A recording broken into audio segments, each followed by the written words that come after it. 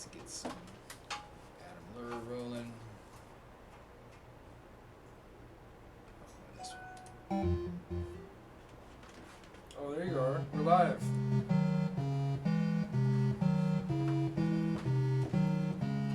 We're live. Ladies and gentlemen, we are live. Lucky 27 coming right at you, baby. Lucky 27. That's your lucky number, isn't it? It is.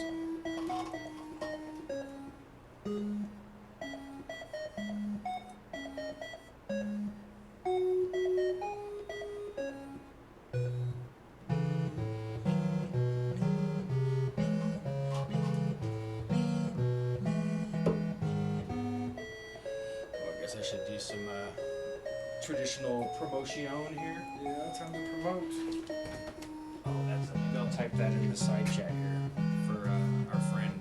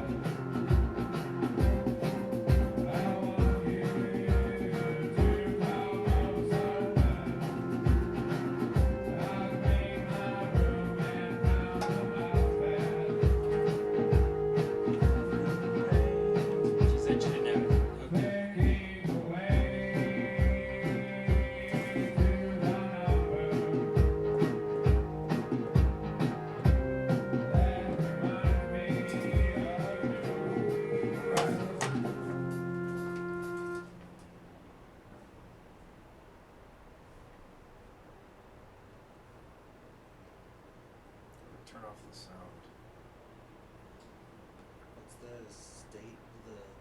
Is it Sweden? Norway. It's in Norway. Oslo. Norway.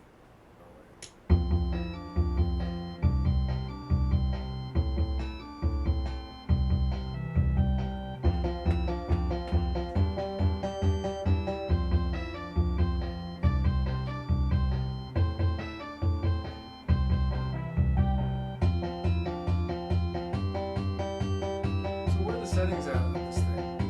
What folder are the settings in? So the easiest way is to go like that and then click on the little wheel.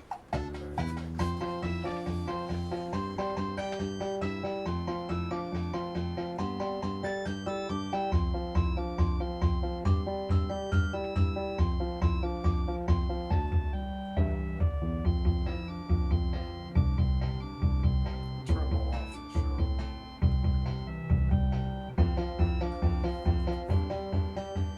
Perfect.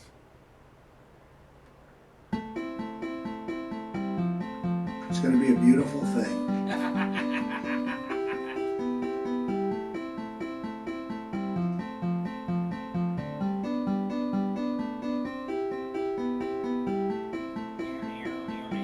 Superstar.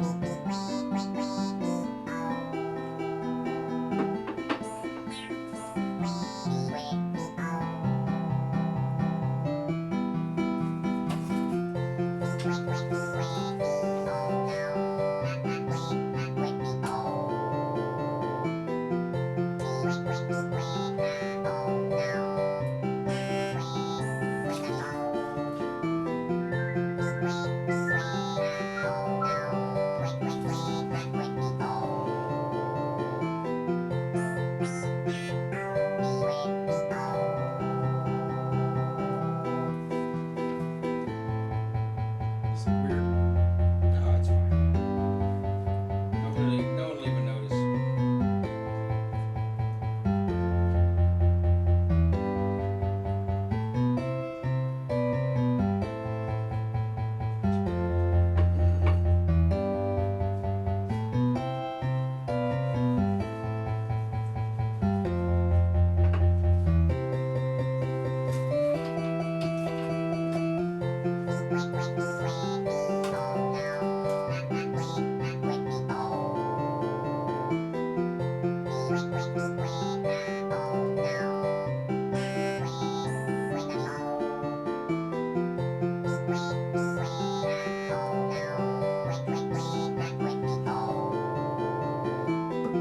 If you're just joining us, welcome to the show.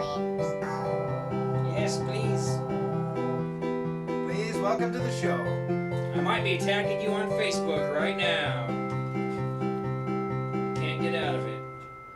Don't you just love it when people tag you and stuff and add you to lists and just do whatever they want? Tagging everybody. Tagging a goodly number of people.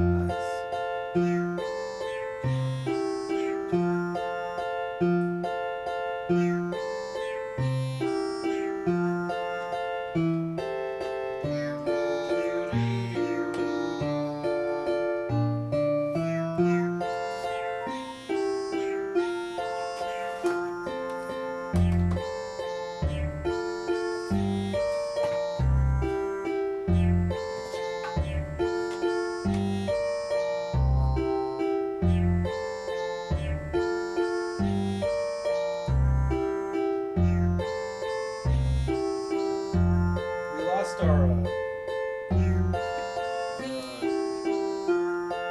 No, that's because it's on the other mode. Oh, we're on share mode. I see.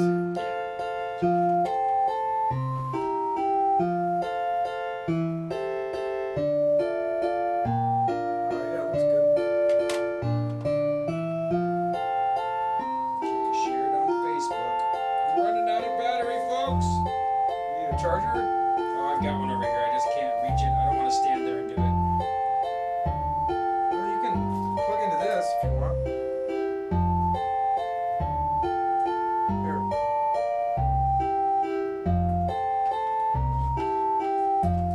You can plug into this one.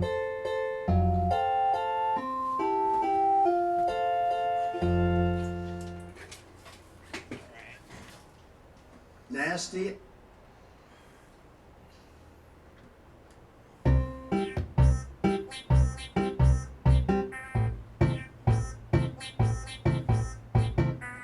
Donald Trump.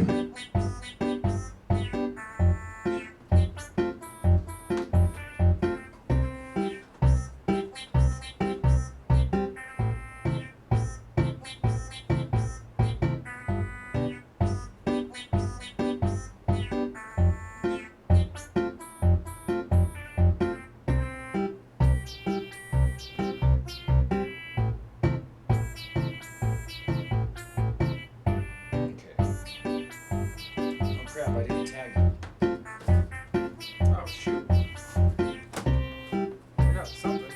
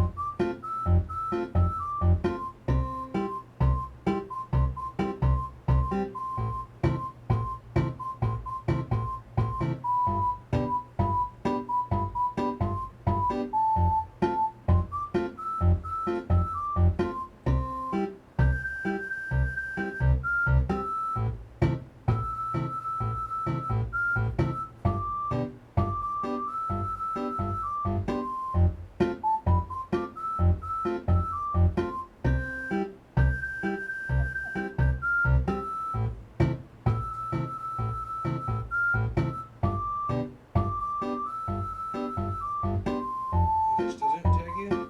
Oh, you must have got it. I got a pin tweet. Did you retweet it? I'm gonna tag you and Tracy. Is it this one with the All the hashtags. officials, media, mouthpiece, agitators, fake news? Oh. Did I tag you to that? Somehow? No. Okay, that should have just tagged you to it. You mean this one, the live now? Yeah, that one, and then I replied to that twice with some more.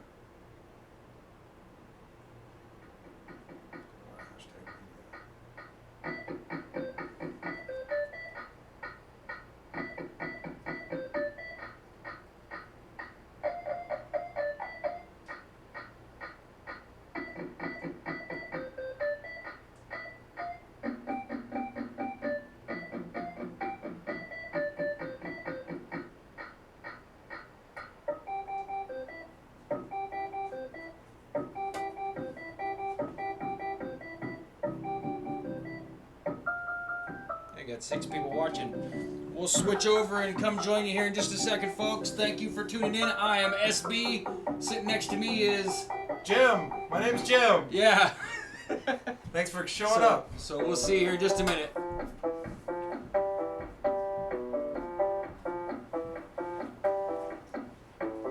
More red dye.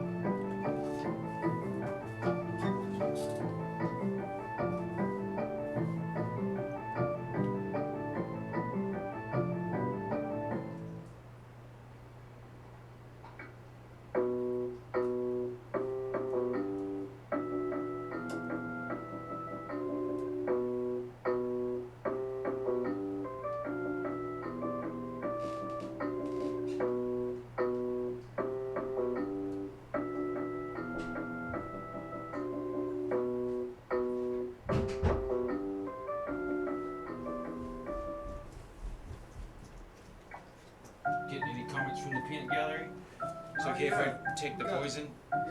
Yeah, go for it. Right. We had 10, now we've got 8. That's crazy. What's the most we ever had? 12, I think? Was it 12? Once? Yeah. Oh, maybe 18. But maybe that was just total one time.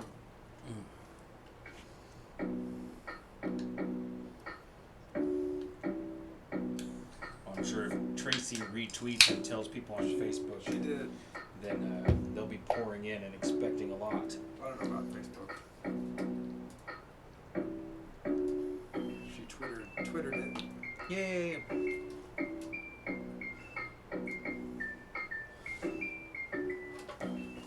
Do I need a hat? But you're looking good.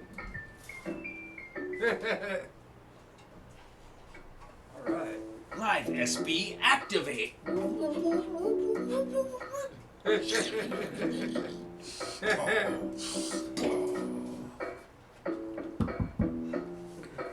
Gotta make sure the camera's not on when you do that. Don't push the button, I'm trying to get my chonies out of my crack, bro!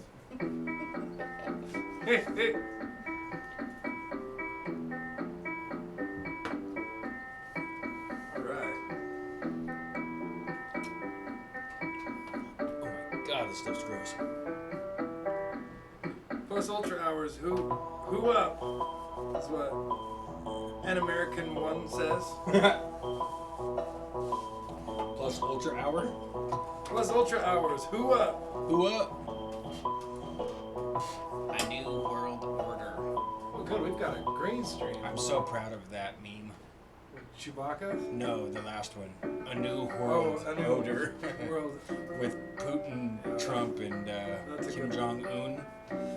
Putin, Trump, Un would probably anagram to some interesting results. Or would it be Trump and Putin? All right. A lot of possibilities in that. So here's the hangout. We've got one extra window here to mess with. Let's make this smaller just in case we need to jump into the side here. Oh, we need to add this as a thing over here. So we better Wait, knocked it off. put it here.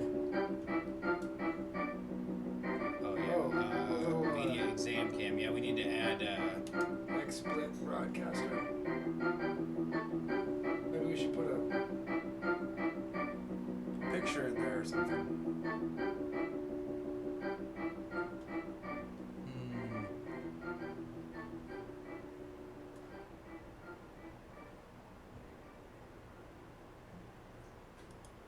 Station. Is that it?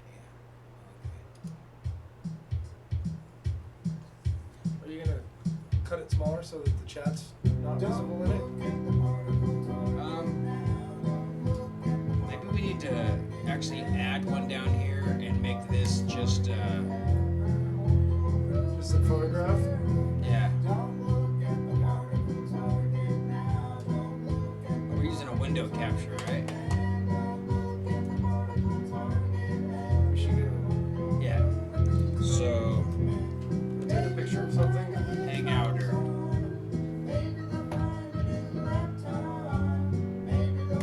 don't know if we can. We should get one off of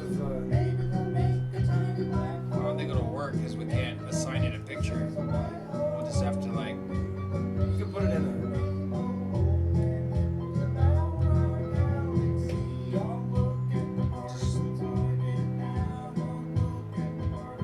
Does that put it behind us? Because it doesn't matter if we can see it. I just want to make sure her voice stays with us. oh. And then this.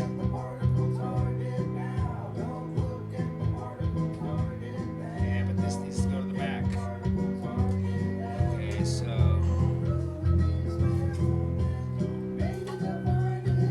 Oh, I shrunk the wrong one.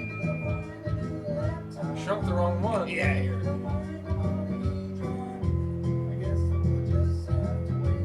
It Wouldn't be Arc's only picture show, folks, if it wasn't like the whole show was a 3-hour sound check.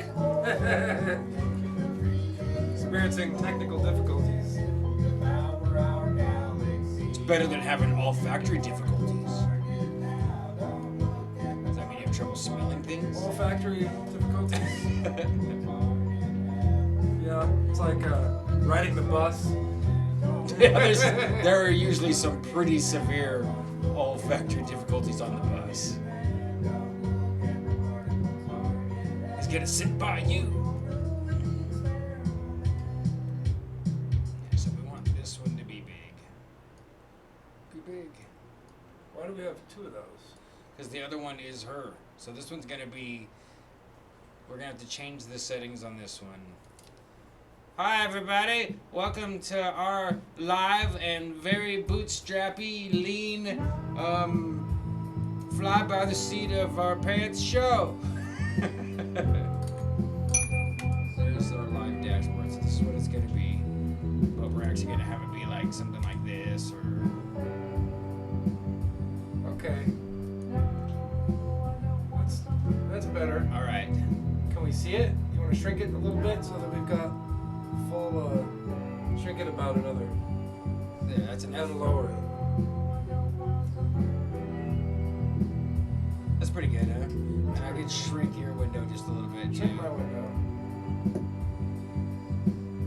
And I wonder why your window is not to the back. Let's see if we can send it to the back.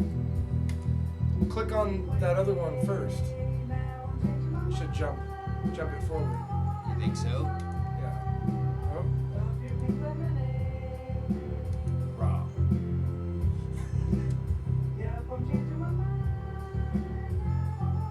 Yeah, that's weird. I don't know what to do.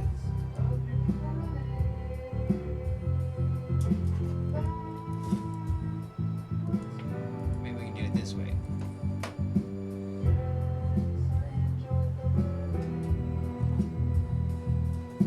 Group selected. Set color. Order. Move to bottom. Oh, I guess we can just click. We could block us and have this be bigger by putting the order move to front. Should Yeah, we do put it in the that? front. Move to top. There it is. Now make it bigger. There. Well, don't cover me up. Yeah, cover you up. There you go. There. That works. That's fine. And this we can send to the back. Almost ready to push the button. We promise.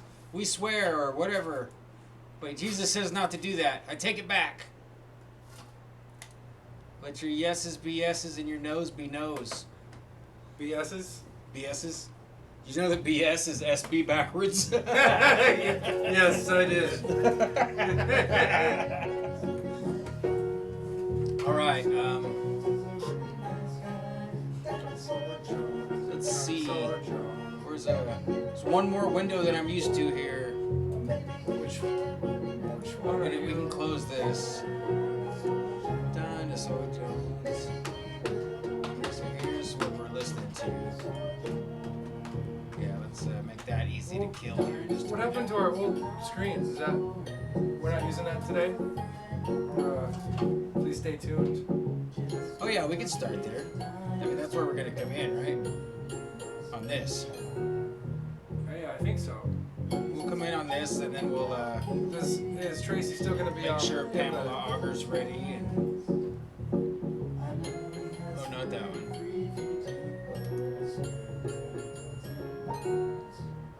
We don't need this. This is our... Wow. This is nerve-wracking. Hi, everybody. All 10 of you. So I was trying to find one more window, and then we're going to push the button. This one. I want this one easy to get to. Oh, no.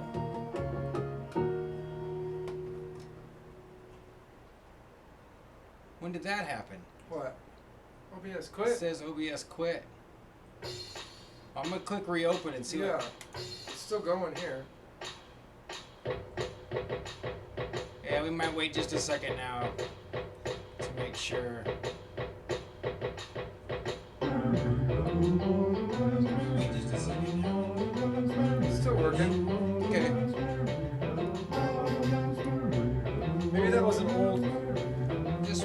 see this. Where is this? Okay.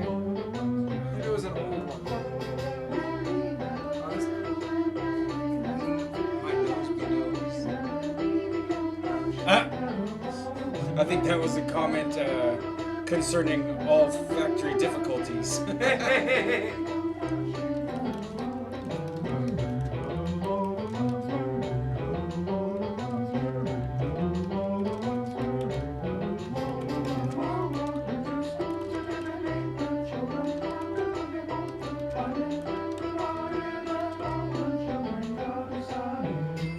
Are we gonna announce Tracy? Yeah, but I figure we'll say hi and talk for a minute. Okay. That's all I was telling her, so. Perfect. All right, folks, here we come. Here we come. It's Jim and Sean, Jem and SB. And bam! There we are. Ooh, 2018, 2018, baby. What's up? Hey. Should we turn this down? Kind of caught Jim off guard by it's like walking in somebody in the bathroom, like, oh look, he's on his phone. Episode 27. Mark's Only Picture Show. Lucky 27. 27 Lucky is my lucky 27. number, and we are excited to bring you episode number 27. And you know, as much as we usually fade, and as cute as these girls in the lamb suits are, gotta stop it right there. And I gotta rearrange this thing. Hold on. Whoa. There, that's a little better. Get up on the microphone. And yes, we have Tracy Twyman waiting in the wings with us. I don't know if she's got her mic unmuted, but she's definitely here waiting. And we got some plans. We wanted to talk to you guys about this weird sculpture park. Maybe wanted to start with a little bit of election commentary because, well, if you haven't been grilled by all of your friends and family and strangers on the internet to get out and vote, then I envy you. Wait, is it voting season already again? Well, not for the president, but for like what they call it, a House and a Senate and a governorship. Oh, all those guys. Governorship. I can hardly govern this ship that they forced me to take. Hey! We got a sinking governorship. Sinking with too many votes. I had a toothache yesterday, and I started to write a song about acetaminophen, but I think I forgot it. It was like, I can't find my medicine. I can't find my medicine. I can't find my medicine. Acetaminophen! Something like that. I like that. Yeah, I see the metafin. Like I see the medicine. Yeah. Acetaminophen! That's catchy. I had such a horrible toothache that I was like doing hot and cold showers and taking all the pills I could get my hands on and complaining and Sounds like a pain in the ass. yeah. Well, I mean, it is ass, yeah. All right, so Tracy, can you hear us? Yeah. Oh, there she Hey, you is. know what I have some advice. You know Yeah. what you can do for toothache? If for some reason you have to wait before you can get to the doctor and like get some real antibiotics, What's that? you can go to Walmart.com and they sell antibiotics for fish. And they ship it right to you pretty quickly, Wow. and it solves the whole problem. It's the same stuff, That's a great same idea. milligrams and everything. Wow, that's terrific. Thank you very much. Because Yes. I think that's the problem is that they wanted me to. I'm gonna have to go get a root canal, and Ouch. they wanted me to take the full round, and I did, but it's still a couple of days yet. And after I quit taking the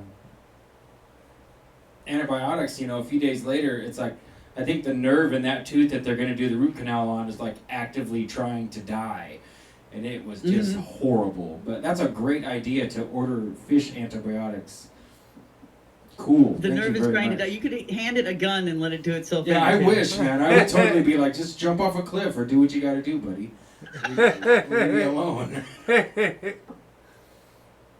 But yeah, so let's all three give our input about how much hassle we were put under. Like I do not vote. I don't know. I assume Jim doesn't vote. Do you vote, Tracy? No. Yeah. So I have voted last election was I think 2000 because that was the one where George Bush won over Al Gore, right? So that's the last time I voted, but my vote didn't count because the machine did not work, and so I kind of got disgusted with that, and I was already disgusted anyway, and for some reason I was persuaded to come out with that one, and then dissuaded. So that's my little story. The machine actually failed while you were in it, and it Yes. canceled your vote somehow. I was living in not Jersey City. What was that other one? Union City. You know, the song "Union City Blue" by Debbie Harry. It's about this town. Anyway, I was in Union City, New Jersey, and I used the machine there. But yeah, it bounced in between the two holes. You know, So you had a hanging Chad. I had a hanging Chad. Wow. It didn't even hang really. It just kind of it was actually what they called a dimpled Chad, or it didn't even hit the Chad. But anyway, so I said to the lady, "Oh, I think there's a malfunction here. Can you help?" But she didn't speak English, so because I was in a pretty heavily, Hispanic area, so it was not that unusual really that there wouldn't be someone there that spoke English. But at any rate, it was kind of there was nothing I could do, so I walked away. And then I watched, what happened afterwards. I remember being really stressed out about it. Like I voted for Bush, and I remember being really relieved to hear that he finally won, just because it went on for so many days. But I just thought, like, it's just so weird. Like, it seems like since maybe Kennedy, it's always been these really close elections, and then it's kind of hard to believe that, for one thing, that it's real at all, and then how could it possibly matter what the people's opinion is if it only comes down to 100,000 votes or something, and only a fraction of people are voting anyway? So I don't know. That was the feeling I was left with after that election, and I didn't really have any philosophical reason for not voting. I just kind of didn't care about it enough, and then later I developed all sorts of philosophical reasons for the choice I had already made. Yeah, no, that's the only time I ever voted in a presidential election. I voted for Cynthia McKinney, so that must have been like 07, 08, because she was the only person that I'd ever seen like in the Senate on C-SPAN, like taking people like Rumsfeld to task, like, hey, why are we paying Dynacor to traffic in human slaves, and what about the strange stuff around 9/11? And I was like, this black lady's awesome, I love her, I want her to be president, But that was the only time I ever voted in a presidential election. I think Are you more likely to vote in smaller elections, or were you? I used to. I used to, read the little pamphlet they send you in the mail and fill them out, but I just, I don't have any faith in the system at all, so I see it as me,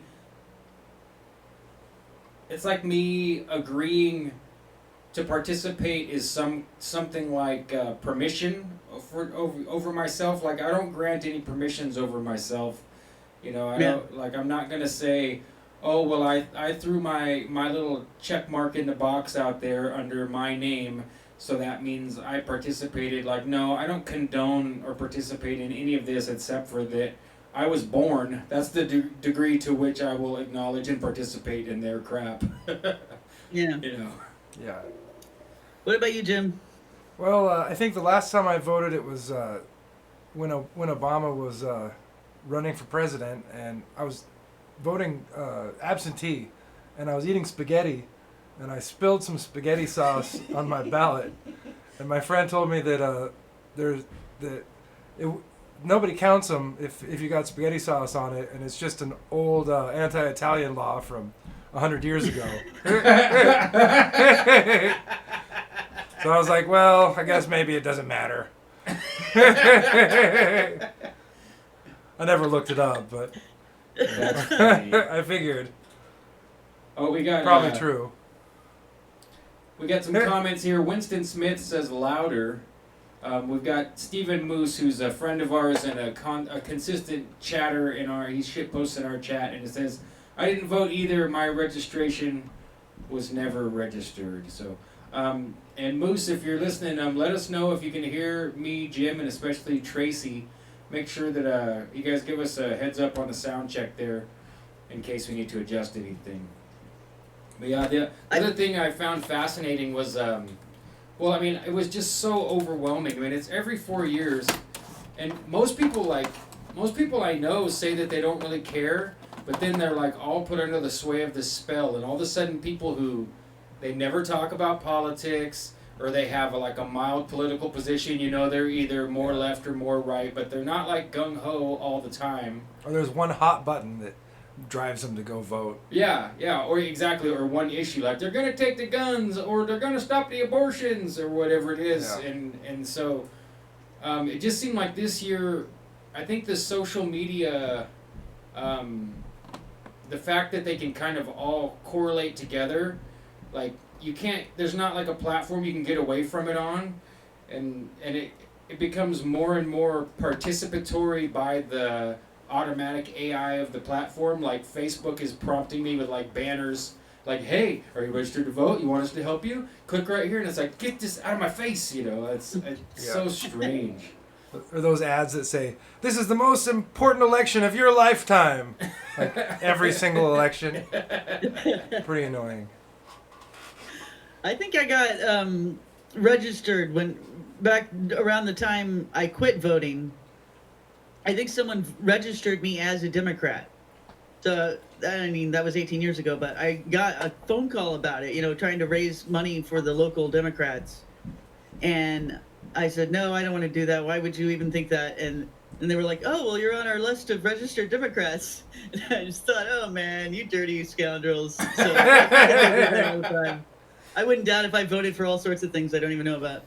Yeah, in Washington, I'm pretty sure that you have to be registered as Republican or Democrat. You can't register, because I remember one time when I was voting in local stuff, I did dislike whoever was in Washington so much that I went and registered to vote against her and voted for Dino Rossi, who I thought was like the slimiest slimeball ever.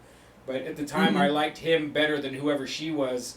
And so probably if I was registered, I'm still registered as a Republican, which to me is pretty hilarious. Like, not that I fit in either category, but it's so different now. There was a time when the Democrats seemed more calm and reasonable. I'd say that that's kind of changed now. It seems like the left has got inflamed hemorrhoids now or something, But yeah, definitely. The whole thing is it doesn't seem to represent any kind of natural movement or none of the movements are natural. They all seem like they're cooked up by these nonprofit groups that are all usually part of a larger structure of nonprofit groups. So, like for instance, on the left they have George Soros, and then they have all the different groups that he sponsors, and they all kind of work together for some larger agenda that maybe no individual organization understands fully, but they're all kind of they all show up at a lot of the same rallies and stuff. And like you were saying, people don't get excited, and until they're told to get excited about something. yeah. And it's really interesting to see how these what do they call them? Community organizing movements are how they're effective at mobilizing people. And I guess they do it a lot now through these algorithmically controlled social media platforms, and I don't know. It's weird how it's just always weird to see other people being manipulated, and of course you feel like you're smarter than that, and you're set apart from it, and you're watching all these dumb zombies, and it is weird how it's like it seems so normal for them. It seems so normal for me to be averted to it, to be turned off by it. Yeah. And I can't understand them, and they can't understand me. Yeah, most people Most people I know, I guess I can't say no, most. It's more like 50-50. Like 50% being like the three of us that like avertive of it, like wishing I wish I could just push the politics mute button once every 4 years and all the platforms would listen to me and automatically filter it all out. Like I would even replace it with something else that I didn't like. Like if I could choose between car ads and politics, I'd be like, all right, overburden me with car ads then, just no politics, please, you know. But Oh, sure. but yeah, it's I was gonna say that it ties into all the studying I've done over the years with a lady named Nikki Rapana and communitarianism, because she described in her books that she wrote about it that it would be the NGOs, the non-governmental organizations, that end up defaulting into power because they're the ones that stand in the in-between spaces. Because as a government agency, you can't act, and as as people out here, we're pretty powerless. But the NGOs, and that's totally what I see. What you just described, all these think tank, supposedly not for profit, promotional type groups. That I guarantee, if you look at them legally, they're all NGOs, and that's where the big game is. Oh yeah, there's a lot of really weird NGOs too, which I discovered a few years ago when I was involved with the Dragon Court and what I would call organizations full of people claiming royal descent to various houses, and some of the royal houses are either defunct or not really they're not in power anymore, but they have some kind of seat, some kind of family estate, and some maybe nominal place in the constitutional government of where where they came from, right? Or where where they're representing. So anyway, you've got all these different statuses for different royal houses. Some of them are kind of accepted as being real, and some of them are quasi-real, and then some are even thought to be fake and made up in modern times. Someone claiming descent that they really don't have right to. But all of those people, they all still hang out in the same milieu, and they a lot of times end up going to the same dinner parties and stuff. And then there are these NGOs that are formed by those fake and quasi-real royal houses, for whatever reason. I mean, some of them have to do with supposedly charitable work. Some of them have to do with kind of community organizing and political movements, and then some of them are more tied specifically to the culture and the people of the area that their family comes from, their family represents. But I ran into this whole subject a few years ago, and I never have really unraveled it all. But I know that it exists. Like these people, a lot of them, what I'm describing, these claimants to royal houses, also have involvement with military intelligence or other kinds of government intelligence. And so it seems like the NGOs have some kind of function excuse me for the cough, with the royal houses, where they're, and it has something to do with the intelligence agencies. And okay, see, a lot of them are diplomats too. Like the royal houses and the organizations will have some kind of diplomatic status, and so it's like this whole nexus of these types of organizations allows them to take advantage of all the advantages that diplomats and spies and NGOs all have. Right. They So get and that has to do with like moving and, things through customs without being having to actually be detected and things like that. Yeah. The diplomatic pouch. All sorts of things. Go ahead. What were you gonna say? Sorry. Oh, I was just agreeing that that there's there's insulation. It's kind of like having insurance. You've got some degree of immunity, and then I've always heard and read about the diplomatic pouch. Which of course when I first heard of it, I imagined like the bag that you carry money to the bank in. you Yeah, know, a little- like the pouch. But I'm sure that really what that means is just that they're granted a degree of much higher leniency on what, you know, almost a measure of protection, probably. Like, not only does my bag go through without being questioned, it goes through without even you're not allowed to look in it. It's like you'll get in trouble if you're part of the security that decides to open that suitcase, because that's the diplomat's, you know, that's his stuff, and so you can't look in it. You'll get in bigger trouble for questioning it than if you let it go by, you know.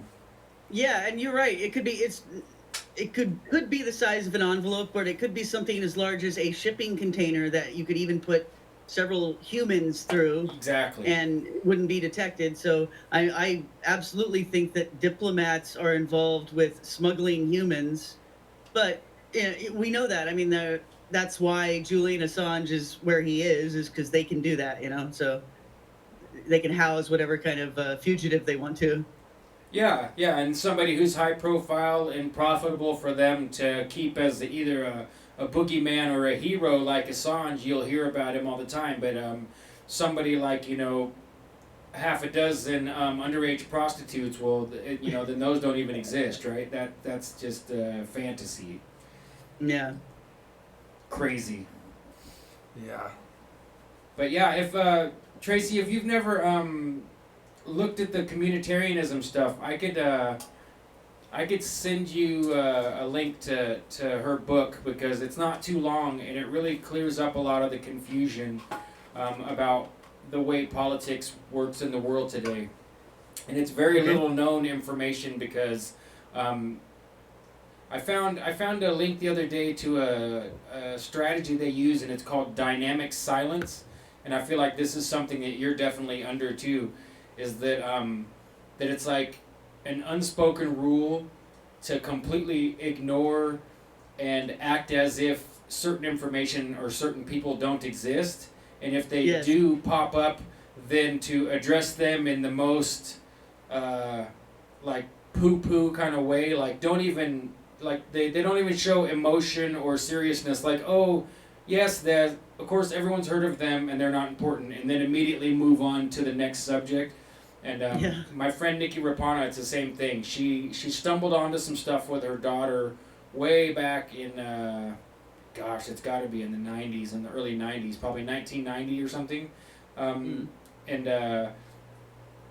her landlord ended up in some trouble with the city, and she was trying to help him figure it out, and they stumbled onto the whole architecture of what we're seeing now, in my opinion, as it's the global governance system, and it's called communitarianism. I'll send you the stuff, because if you've never heard of it, it's amazing. And it goes with the I've heard occult of it and repeatedly esoteric from stuff. you, but Yeah. that's Yeah. So did you guys... but yeah, I'm interested. Thank you. Yeah. I would like to hear more. Did you guys see more. that Sessions tendered his resignation too? I did. So I mean, is that look, I saw a headline. I didn't really watch any analysis of it yet. So I don't know what exactly prompted this today. It's a bit odd that it's happening, so close to the election. Yeah, I really only hear about most of that stuff because I follow a few of the Twitter accounts that always retweet and talk about the QAnon stuff. But I'm not really a QAnon follower. Like, I've never, that's as close as I get to actually following it, is reading the random tweets of accounts that I know follow it, and not very closely. But they definitely seems to tie into that they think this, because Sessions had recused himself from the Russia stuff, that this is supposed to be some way to get progress going, to either avoid or turn the Russian fiasco around back onto the Democrats. And the guy that he appointed as temporary, he's all buff and bald. I can't remember his name. Maybe we should look him up real quick or something. But it's Yeah, I saw that it was his secretary or something that. Yeah, I want to Google him real quick, and here I'm gonna transfer us over where we can see this on the whole thing. Okay. Yeah, I went to QAnon for the first time in probably I don't know, 4 or 5 weeks because I knew, oh, he's gonna have something to say about Sessions. But I thought what was weird there is this comment he made earlier today, where Q said, "A beautiful, brave new world lies ahead. We take this journey together, one step at a time." He What is he said talking Brave about, New Brave New World? World? Yes! I mean, That makes me think Did of he read Bush the book? Senior. Does he know A what he's talking new about? world order. Yeah. A brave new world order just around the corner. Well, Yeah. I never did figure out what QAnon wanted, because he was obviously like sniffing around. I mean, a few months ago, you could tell he was trying to get, frankly, my attention, because there was all this plus ultra stuff that was, in the material he was putting out, indicating that there's a higher realm of hyperspace or something, and obviously linking it up to the Tomorrowland movie. So I can only assume the Brave New World concept probably connects with that. Now, have you all seen White Squall, this movie? No. Okay. So this is where this thing comes from, where Q says, "Where we go one, we go all." Okay, he's always signing things WWG1 WGA. Yeah, And it that's stands, yeah. Okay. So that is from this movie that's apparently about some kind of boating team trying to win a boat race. And so I haven't seen it yet, but I have the film, and I'm planning on watching it soon to analyze it and see if there's any significant reason why QAnon keeps referencing this movie, other than that he thinks it's a nice phrase to say, "Where we go one, we go all." Oh, But here again, it's like it has to do with navigation, So where do we all go? Like we're all in the yellow submarine, going to this hidden destination. And he won't even really tell us what the destination is. It's this brave new world that we'll have to find out when we get there. Yeah, It sounds really yeah. creepy, but really interesting too. Yeah, I'll see you on Mount Analog, right? Yeah. So anyway, this guy's oh wait, I had a thought there. Tracy, have you been watching any of the Quinn Michaels stuff? Not in a while. I saw there was all this weird gay stuff that he was putting up about. Wienergate. I mean, he's like has all these memes with butts and penises in them and stuff about sodomy, and I don't know what he's getting at. I didn't even want to click to. I don't know. I got kind of annoyed with his personality. Yeah, me too. I like find myself. I would put now. Here's a laugh for anybody that follows conspiracy stuff. I would put Quinn Michaels and Jan Irvin in the same boat, because there's times when they say things that I'm interested in, but their personality is so abrasive or so annoying that I just can't put up with it. It's like someone who wants to listen to a whole Van Halen album. It's like, no, please, God, no. I think we should put them in the same boat, maybe like a little rowing boat, like the rowing team. I agree. And then they could go to Plus Ultra together. Or they'll probably end up shipwrecked on an island, and one will think the other one's a hamburger, and one will think the other one's a hot dog. They'll start chasing each other. Yeah, they'll just jump out of the boat and scream and point at each other that they're both, that you're a shill, pointing at each other, you shill, you crashed us here on purpose. Yeah. Forks Yeah, and I think that would be hilarious to force some of these people that like to diss each other on the internet and put them in an elevator locked, having to wait for the firemen to get there and just see what happens. Oh, you're talking about those are my dream type fantasies I have, like the idea that we could actually like an episode of Punk'd.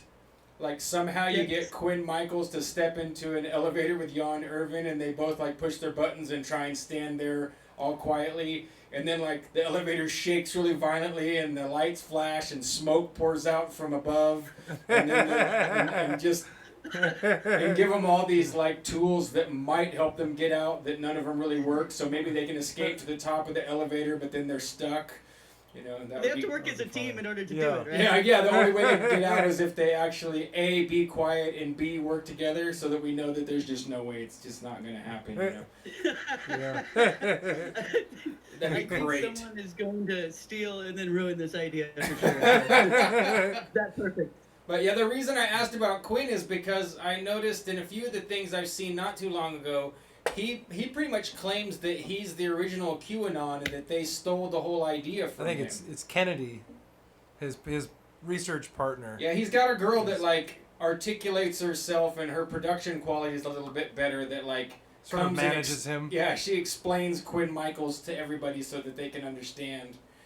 And I've noticed that with a lot of truthers, like end up with kind of a beautiful girlfriendy wife kind of a character who kind of pom from the side and help them out, you know.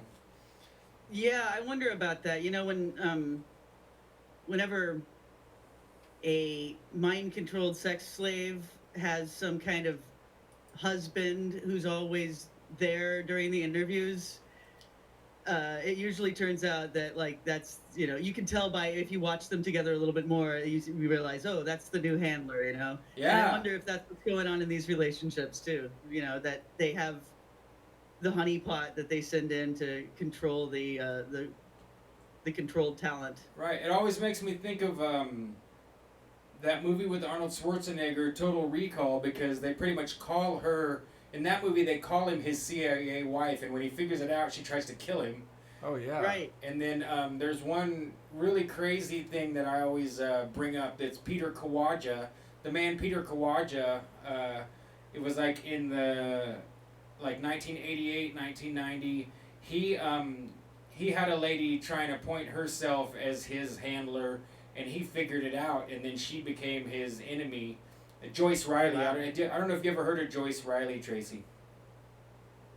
No, I didn't. Like, she's the whole reason that we all heard about Gulf War syndrome, and she Oh, was wow. she's this she was supposed to be like a retired military person, but it turns out her record wasn't really all it's cracked up to be. But that's where it all started, was with that guy Kawaja.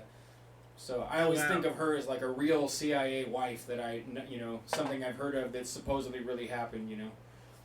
Yeah, I heard a similar story that was about, this was in the papers like maybe 3 years ago, that this woman had a boyfriend for 7 years in various left-wing movements. You know, they were like full-time activists, you know, and then eventually they broke up, and a short time later something came out and she discovered him on the list with a totally different name as being some kind of operative, and she realized, oh, that's all that was. Like, he was just working for the government the whole time. Yeah, that sounds really the familiar. whole relationship was fake.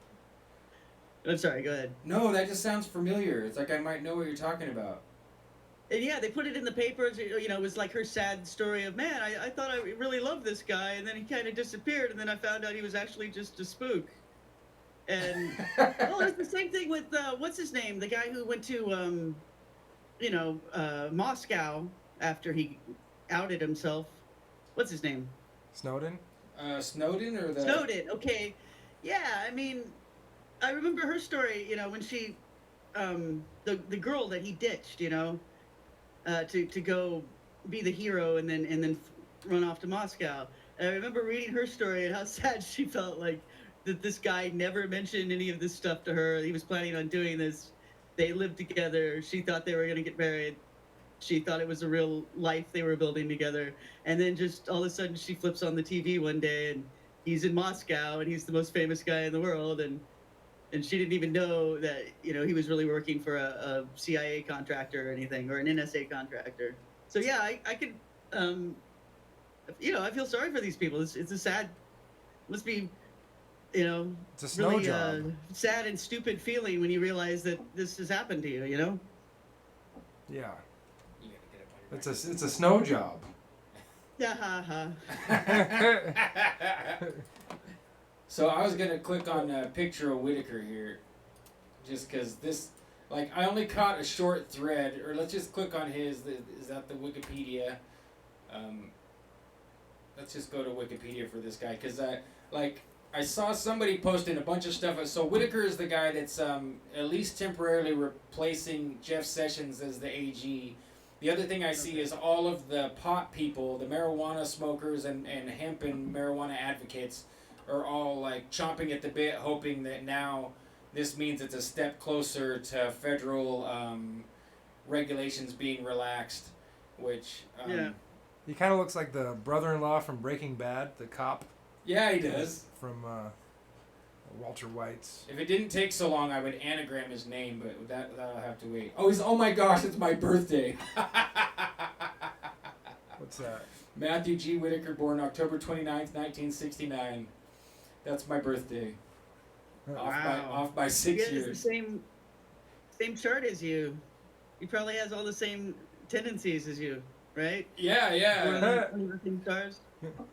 So, I'm sure you guys have. Well, that means you wouldn't get along, right? Because you're supposed to get along with people that are the opposite of you. yeah, I mean, with Scorpios can get along with each other because we see each other as a worthy adversary. So then it's like, well, if we're together, we may not get along, but we can definitely screw everyone over more effectively as a team. So that's just typical Scorpio thinking is like, well, I'm bored, so maybe I'll bomb this place out and see who gets out of the building. You know, that's so it says he's an American lawyer and the acting U.S. Attorney General was appointed as such today by Trump after Sessions resigned. New York Times described Whitaker as a Trump loyalist who had frequently visited the Oval Office and has an easy chemistry with Trump. An easy chemistry. That's a strange thing to say, an easy Yeah, it chemistry. is. With his appointment, Whitaker directly supervises Robert Mueller's special counsel investigation, which had previously been supervised by Attorney General Rod Rosenstein. Democrats demanded Whitaker recuse himself from supervising the investigation, citing potential conflict of interest. Shortly before joining the Justice Department in 2017, Whitaker wrote an opinion piece arguing that the Mueller investigation was going too far. He also referred to the Mueller investigation as a lynch mob. Interesting. So yeah, this is, as you can imagine, just in the short time of like me in the bathroom on Twitter, like the Q channels, even some of them have been kind of dormant, or just like, it's happening! You know, it makes me think of the Ron Paul gif, it's happening. I don't know if you, people on the internet will know what I'm talking about. You know, it's like. But so what is it they think is happening besides weed, supposedly? Well, they think that this is like the beginning of all these sealed indictments. There's supposedly hundreds of sealed indictments, and so nobody knows what they are, and so they've got this vain hope. Well, I mean, it might not be vain, we'll see, but I see it as a vain hope that means that it's like... The Pizzagate stuff? Yeah, tables turned, and now they're going to get all of the Democrats, or any bad guys, but they always are focused on the left. And so, you know, Hillary and Obama are going to prison, and on down the list, you know, which... Why would they have to wait for Sessions? I mean, if that stuff was ready to go, so we're being told that Sessions... was this all-powerful being who was holding all of that back? Yeah. And protecting everybody? They call him Sleepy Jeff Sessions. That's that he's just asleep on all of it. You know, he's not taking action. And the president couldn't have done anything about it this whole time. Yeah, that's another thing that I mean, just your tone completely reflects how I feel, Tracy. Like everyone acts like they're really playing this super deep game of spying and cloak and dagger, and it's, you know, what do they say? It's 4D chess, and, you know, and all this stuff. You know, it's 35-degree underwater risk. You know. And it's like, come on. I don't know. In my lifetime, I've never really seen. I can't remember seeing any serious public political figure go down legally for anything.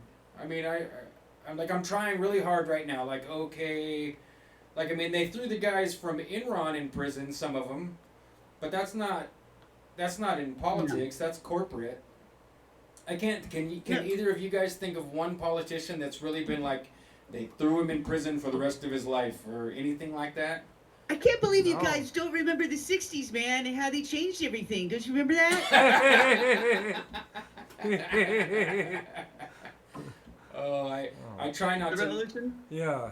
I'm trying not to make hippies mad at me by telling them about Dave McGowan's work and all that stuff. But Canned revolution. So no, I mean I don't understand the theory there. Yeah, there's these.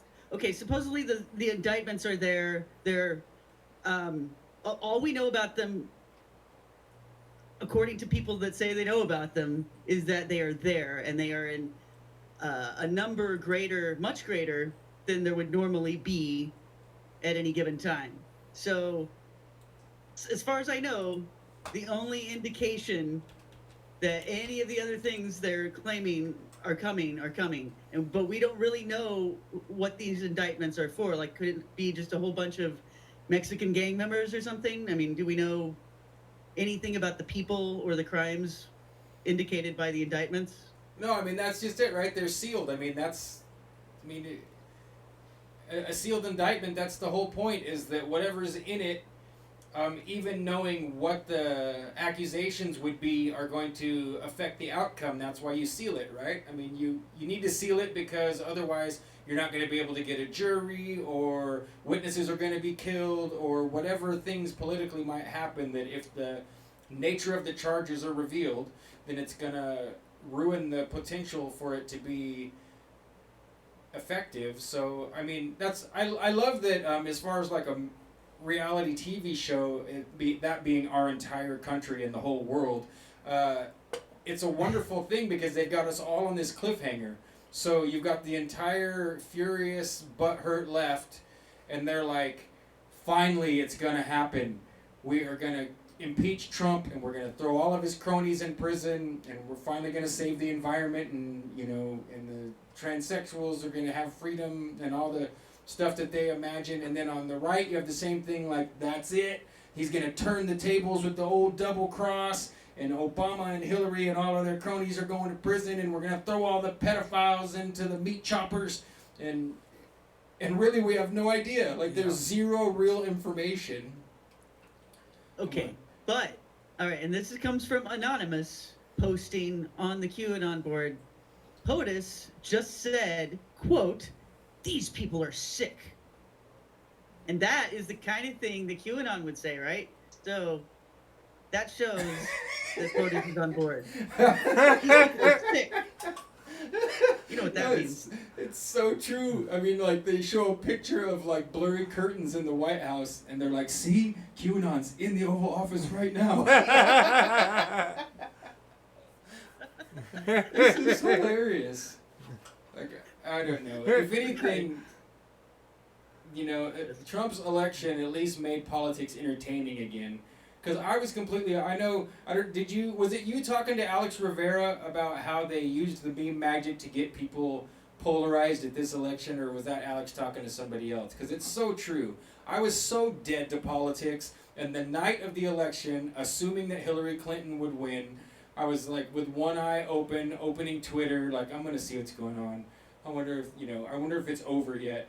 And it like immediately fired me up when I saw, I was like, oh my God, Trump's in the lead. You got to be kidding me. Like, they're going to give us Trump? And so then I got like, for the first time in my life since probably back when I voted for Cynthia McKinney, like, I'm interested. I want to see what happens now. Like, are they going to give us, like, The Apprentice? Are we going to have The Apprentice guy for president?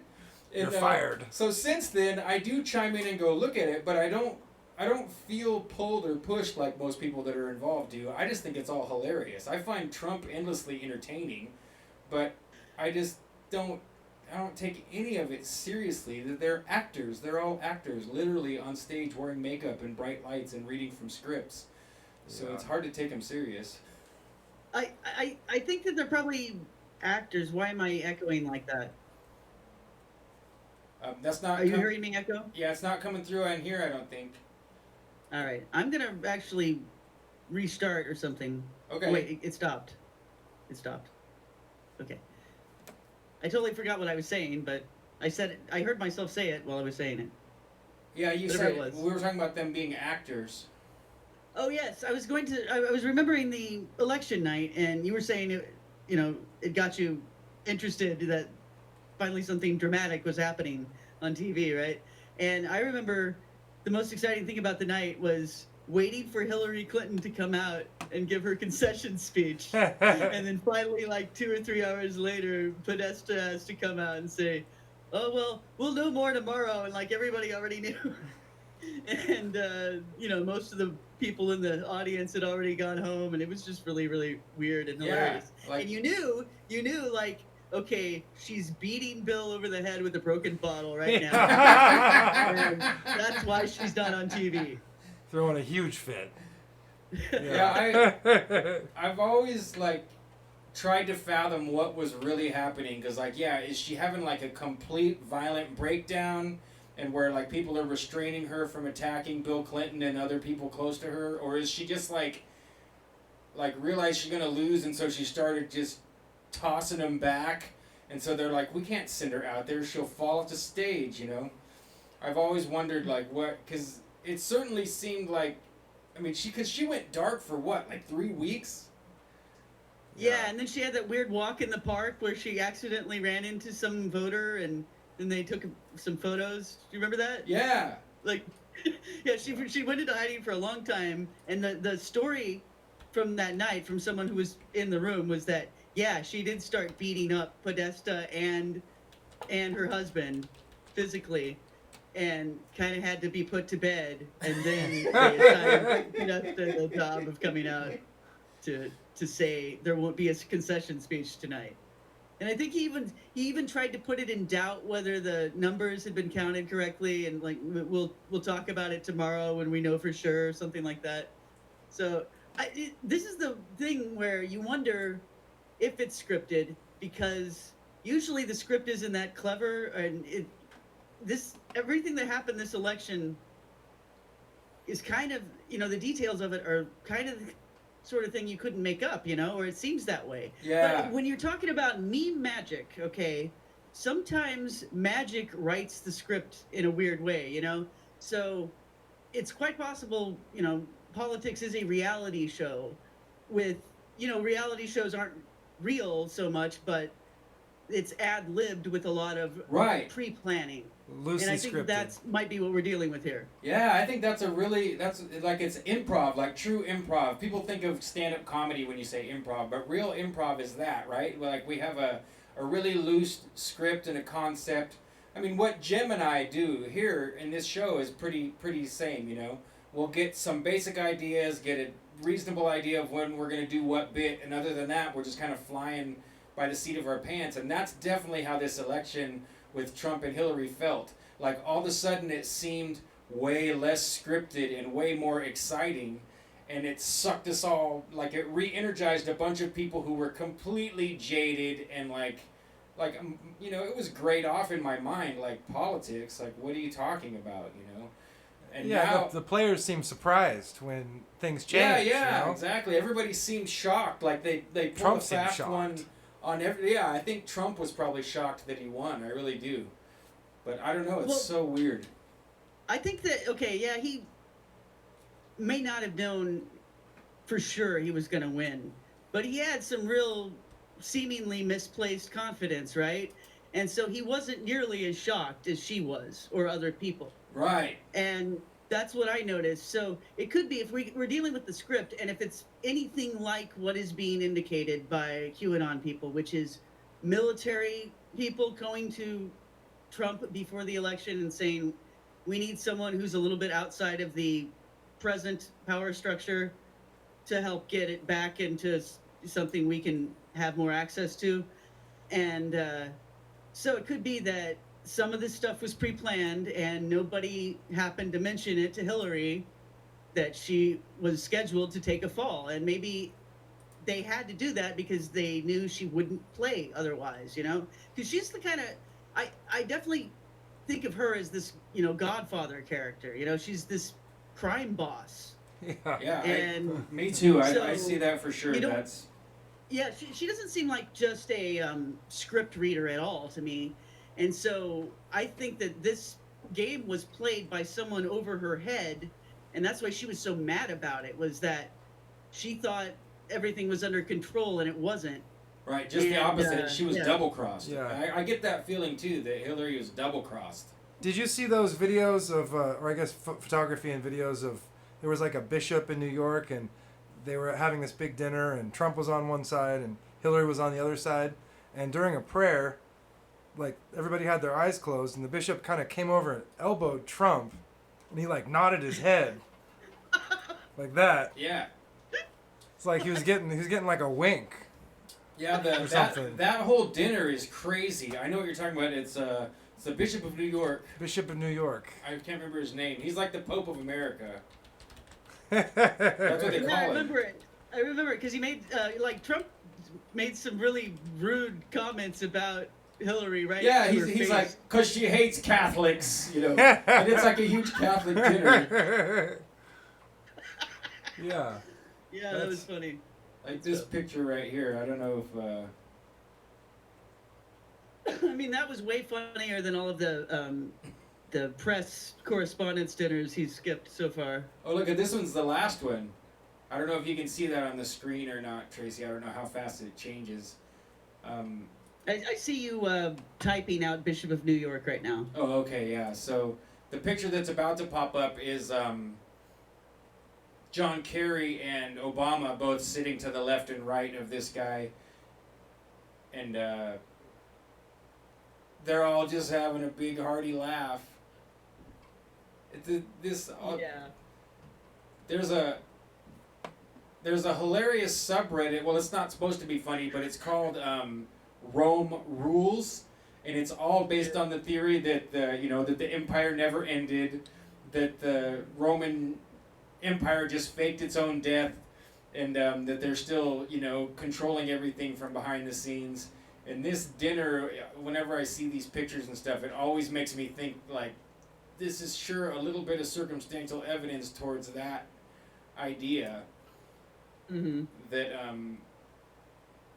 sure, one of us is going to be president, but this guy in the funny clothes with the weird little red hat and the huge crucifix, well, we definitely got to kiss the ring and make sure that we're on good terms with him. Don't take the jokes too far. Yeah, well, it's a good thing they weren't sitting there with the Archdiocese of what is it, Pittsburgh, or Yeah, no kidding, the guy right? that had to give like millions of dollars to raped boys recently. Yeah, it was. I think you're right, Pittsburgh, because I've been watching E. Michael Jones. He's a pretty taboo Catholic. I don't know if you've ever checked out his stuff. I find it fascinating, but I also find he's very strange. But to me, he's like the old. Like there used to be like the traditional old-fashioned guy. Either he was your dad or he was in the neighborhood, and I kind of see E. Michael Jones as that guy. Like he's probably a bigot and too headstrong and too conceited in his belief that his position is correct, but still a lot of interesting information. And he keeps talking about that and saying that it's really a homosexuality problem and not a pedophilia problem. And I don't know. It seems like in the Catholic Church there's definitely a pedophilia problem to me. Well, not I would saying say that, in this whole subject, it's been in terms of pedophilia, right? It's been successfully turned into this age of consent argument that I don't think really applies, because I don't think that's what most people are talking about when they're talking about this, when they're talking about a pedophilia issue or creepy guys that molest kids or human trafficking. I mean, they're talking about very small kids, and or people being, very violently hurt, kept in a dungeon, kidnapped and taken away from their families. Things like really extreme. So we're talking about like obviously sadistic psychopaths doing stuff. So it's just kind of annoying to me how we end up talking about homosexuality and age of consent and all of these kind of political issues, and really what is the problem is that people are getting away with hurting other people and and that there's so many people who seem to enjoy hurting other people, and that there's a whole industry related to it, and then they videotape it and use it to blackmail people and control people. That's what we're all talking about. We're not talking about like a 16-year-old who has a 24-year-old boyfriend or girlfriend. Exactly. And we're not talking about if a priest is having a gay relationship with a young man who may already be gay, or and when it's like, okay, well, he had some sort of position of authority that was, the trust was abused. All right, that's one category of crime, but I still don't even think that's what we're talking about, because we're talking about an organization that's doing this in a very organized way, really. And what I thought was really weird about the Pennsylvania diocese stories, and they cover decades of the same exact behavior happening. Obviously, priests have come and gone through that diocese, but through all those years, there's still all of these priests there doing the same thing, all networked together. Then they have codes, they put a little pin on specific kids that they had marked for each other to abuse. And it's just like I don't know if you ever saw the movie Tomorrowland. No, I don't think I saw that one. Okay, so that was the George Clooney movie and it was made by Disney, and there's another dimension, a higher dimension, where there's a special city where all these people disappear to, like chosen people, chosen scientists and intellectuals, people that are chosen by the hidden community to be invited into it. Right. Okay. So, but anyway, how they do it in the movie is they're actually kidnapping the chosen kids at Disneyland. And so they put a special pen on one of them, and that causes the It's a Small World ride to, there's a certain place where a gateway opens when like a laser sees the pin on the kid's shirt. Right. And then they go through into the hidden realm, and they're allowed to see what's going on in the hidden Tomorrowland. So wait, Well, there's a movie, and then it all lines up with the same thing you were, because I remember that weird game or whatever the hell it was that you found that tied into Plus Ultra, and yes. And so that's I guess I missed the part about that there was a movie too with the same There's plot. a movie, yes, with George Clooney in it, and the game was put out, I think a few years earlier, to kind of try to promote the movie. Okay, that makes Tomorrowland sense. game, was that? I didn't see the game. The game it would be really hard to know for The game sure. was called Stop Plus Ultra. Was the game? Oh, that's right. Stop Oh. Plus Ultra. That's right. Wow. Yeah. Huh. And it's like a really So- mysterious kind of vague, like halfway between a game and reality, like immersion, online immersion, mystery. Yes. Huh. Yeah. So I'm sorry about bringing up two seemingly totally different topics, but one thing reminded me of the other, and the reason why is because we're talking about marking specific children who are going to be used by the organization with a special pin that the other people in the organization who are part of the child exploitation group, they know, okay, that's one of the kids that's been marked. These are the marks. And that's the way the people in this, the priests in this particular diocese were choosing their victims and sharing them amongst each other. Yeah. Yeah, it's just So, crazy. I guess my point is just like, this isn't, this isn't some kind of homosexual romance and we're arguing about the age of consent. This is like some kind of exploitation industry, and obviously, yeah, it's so far removed from anything like that a normal person would consider even, a normal relationship with a young but, sexually mature person, or Right. a normal relationship, a normal homosexual relationship. It's something completely outside of that. And so, yeah, I'm sorry to belabor my point, but just No, it, I mean it seems like these things get put together and they're totally different. I think that that's a big part of that I would call it a limited hangout, or once again paralleling, because they're always like letting something pop up, no pun intended, and then making a gray area and avoiding the extremes. Right.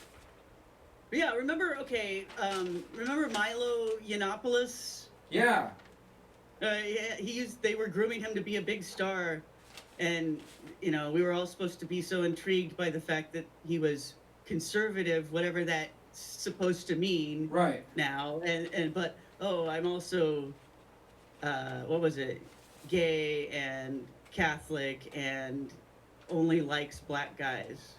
And Right. so then they were he was also dating Muslim black guys. But anyway, so they had tried to put together what's obviously like a totally concocted personality, and I wouldn't doubt if he has a totally different name in real life, and if he's just an agent who was groomed to play this role. But he did seem genuinely shocked when he was thrown under the bus, and they dug out this tape of him talking about how when he was a young teenage gay guy that he would date older men and that he liked it, Right. and tried to ruin his life over it. I guess they successfully did. And yes, it's exactly what you're talking about. Okay, here we are arguing about that, and that's not at all what Pizzagate is, Exactly. It's a totally different subject. Right, that's what, and you see it over. I feel like the whole Me Too thing is kind of like that, because Pizzagate and all the pedo-gate stuff, it uncovers like the worst possible things you could ever imagine, like bar none, like as bad as it gets. And so instead, all of a sudden, they're like, oh man, Harvey Weinstein and Louis C.K. are inappropriately masturbating in front of actresses, or whatever. And it's like, hold on now, that's such a far cry from the stuff that you'll find if you look up the Franklin scandal, and all the other stuff that comes with it.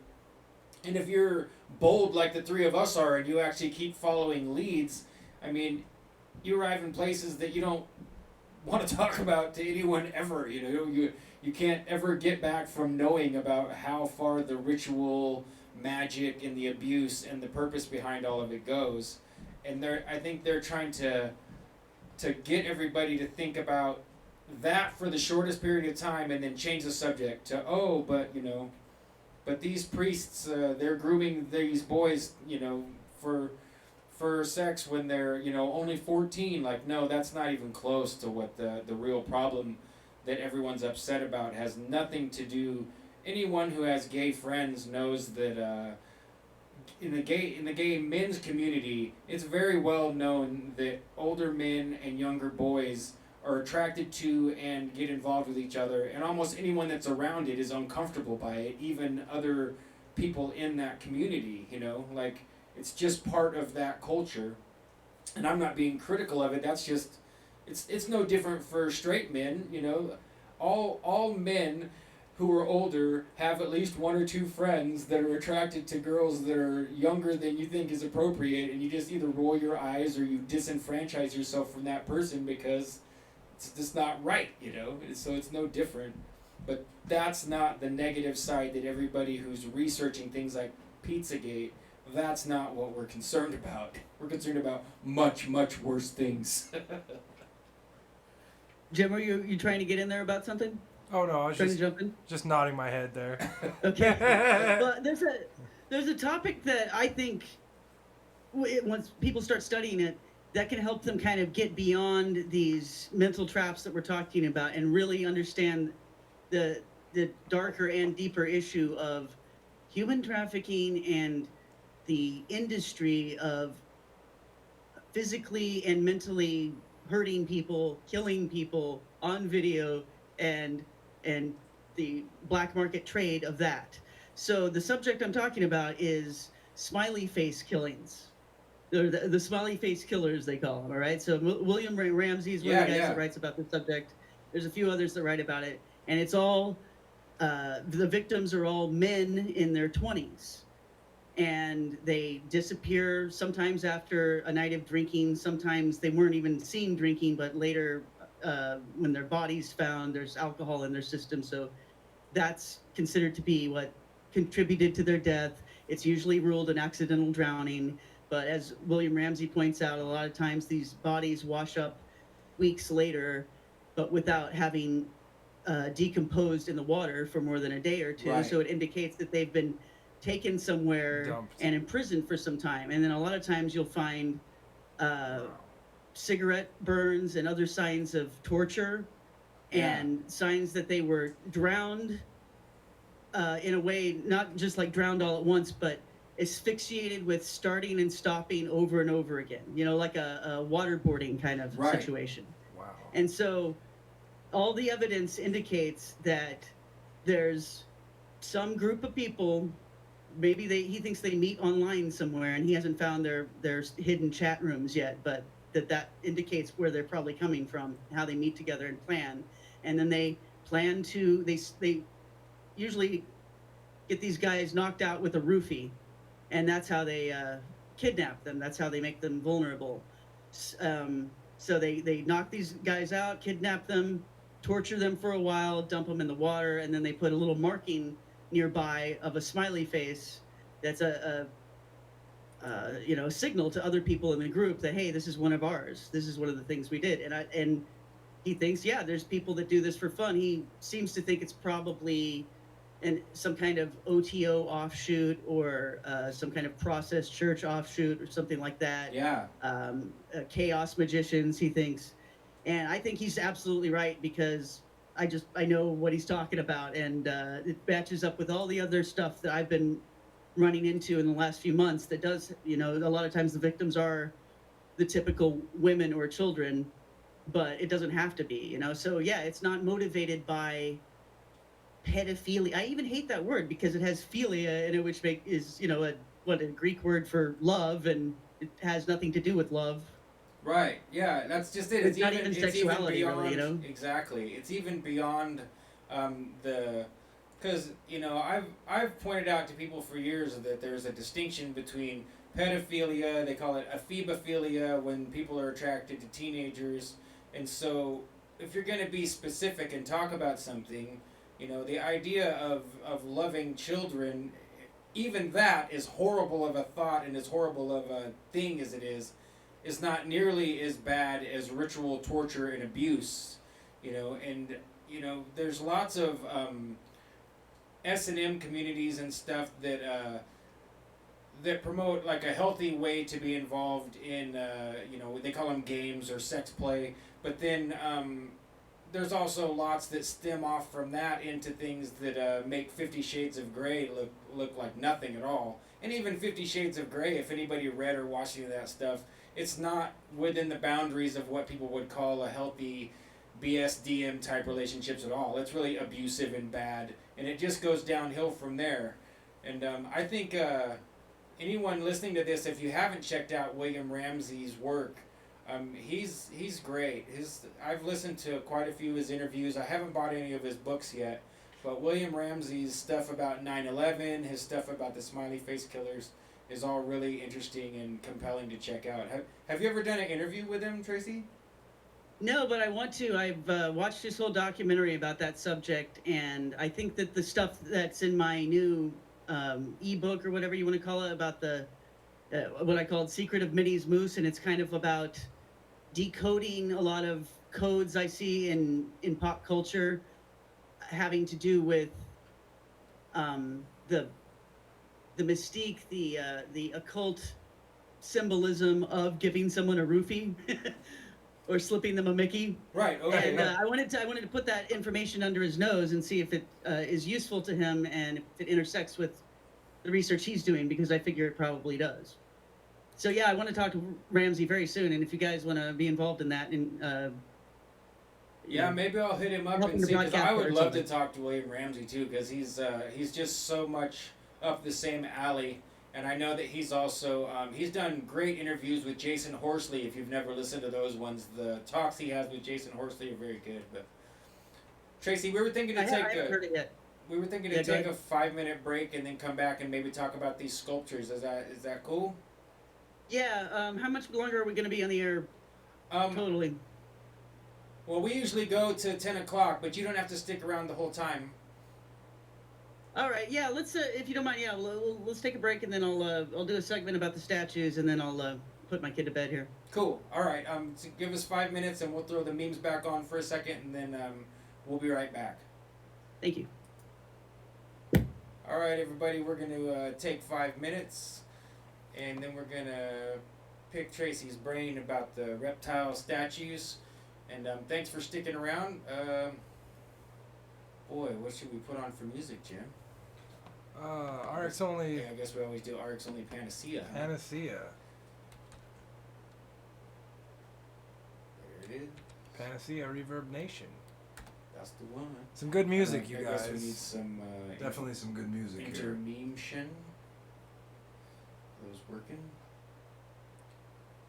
So our live chat is just blowing up during this That's good. interview with Tracy. Boy, where the intermission memes aren't rolling. Where are they at? Yeah, Oh, there they are. that's it. Yeah. Oh, scene 2. Fade it in. We got other music though. There it is.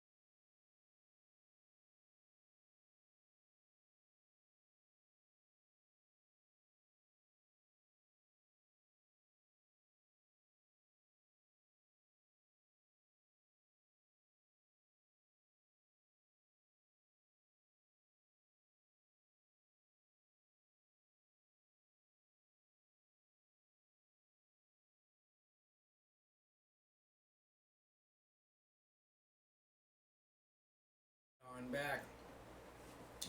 We are back, ladies and gentlemen. We're back. We're back. We're back and we want to talk about Frogner Park in Oslo. Because it's got some weird stuff. It's a pretty creepy park. I guess we should confirm that we've got Tracy with us, and if she's not back, then we'll have to wait for her for a minute. I'm here. Oh, cool. So But yeah, I'm echoing. I just tried to. I'm sorry. What? I was echoing. Oh, the You don't hear it, huh? no, it's not. It's not on this end. So Really You- weird. usually it has to do with either your speakers or your earbuds being in proximity to the microphone. But with live feeds, I've seen so much weird echo and feedback that you can't account for it the same as you would in a regular sound setup. You know, I don't know what's going on with that, but I'm just gonna blame Google. yeah. It's probably Google's I fault. love your new email address, by the way. That's terrific. Oh, thank you. That the idea to put real at the beginning is just like, yes. No, someone took it. I tried to do Oh, Pamela wow. Auger Gmail, and there is one already. I'm Yeah. hoping that's a fan and that there isn't actually another Pamela Auger in the world, but there might be. Maybe you manifested her. Yeah. Maybe so. Hope she doesn't have scars on her ankles. I can't lie. I have a huge temptation to go back to that specific section of the book, and I'm not going to give it away for any of you people out there that haven't bought Genuflect yet. Then I recommend you go ahead and Great book. head over and buy it, and maybe read between your parted fingers like, oh my gosh. But yeah, I think the idea of making a huge sculpture of that creature with the legs and it's incubating the homunculi or whatever it's doing, I think that would be a great sculpture to make. Oh yeah. I would love to see like an artist's impression of that thing sometime. Have it be 23 feet tall. But anyway, I'm going to click, I just jumped up some just typical links here. Let me zap these to you in the side chat real fast. Oops, what happened there? You're gonna tell us how you heard about this, right? About how we It's heard not about. like I've heard about it before. I've never heard about it before. I've seen the first place I ever heard about it was because I saw somebody make one of the main memes. Was well, here I'm gonna try and get this link for you. Just a second here. I had it up here. There we go. Okay, copy. So if I drop this in the side chat, you'll be able to get it. So. All right. So here's the main link I'm on, so that you don't have to be delayed. And I just grabbed whatever looked like a decent overview. I didn't do like a hard search. So, but I saw there's a meme of like, we'll see it here in a minute. There's a picture of like a huge sculpture of a man, and he's like throwing and kicking babies, like infants, and everyone in all the sculptures is naked. And like there was some meme where somebody made a funny caption, and I remember I think that's the first place I saw it, so I immediately looked it up, and I didn't spend too long, but I was just like, oh my gosh, look at this like phallus, like a phallic obelisk of corpses, Oh, and pretty on and creepy. on, like. So How old is it? that's a good question. Looks like it's been there for a little while, at least as Oh, far as you were talking about that Nazi artist who did it, right? So it's like maybe from that era. Yeah, I don't think it's that old here. Let's I clicked on him too. Let's get him up here first. Let's find out about because they said this guy is the artist that has I think this is the largest installation by a single artist ever or something like that. So I'm gonna. It's in Norway. So he lived from 1869 to 1943. So yeah, what you said is really close to right. So I'm gonna blow through this real fast. Gustav Vigeland, born as Adolf Gustav Thorsen, Norwegian sculptor, occupies a special position among the Norwegian sculptors, both in the power of his creative imagination and his productivity. He's most associated with the Vigeland installation in Frogner Park, Oslo. He was also the designer of the Nobel Peace Prize medal. Wow. I did not know that until just now. So let's see. I'm gonna scroll down here to the. Let's read a little bit about this. It's called the. I don't know if it's Vigeland, but that's how I'm gonna say it because I'm an American. Vigeland installation. Gustav Vigeland is most widely known for the Vigeland installation, a permanent sculpture installation in Frogner Park, Oslo. 1921, the city of Oslo decided to demolish the house where Vigeland lived and build a library. After a long dispute, Vigeland was granted a new building from the city where he could work and live. In exchange, he promised to donate to the city all his subsequent works, including sculptures, drawings, engravings, and models. Wow, that's a hell of a deal. Yeah. Like we'll afford you some space, but you have to give us everything, all of your artistic work. So Vigeland moved to his new studio on Nobles Gate in the borough of Frogner during 1924. His studio was located in the vicinity of Frogner Park, which he had chosen as the definitive location for his fountain. I'm sure they paid him. Oh, I'm sure they For all paid the him work. too, yeah. So he was gonna put a fountain over at the park. Looks like it kind of got out of hand here. Over the following 20 years, Vigeland was devoted to the project of an open exhibition of his works, which later turned into what is known as Vigeland Sculpture Arrangement in Frogner Park. The Vigeland installation features 212 bronze and granite sculptures, all designed by Gustav Vigeland.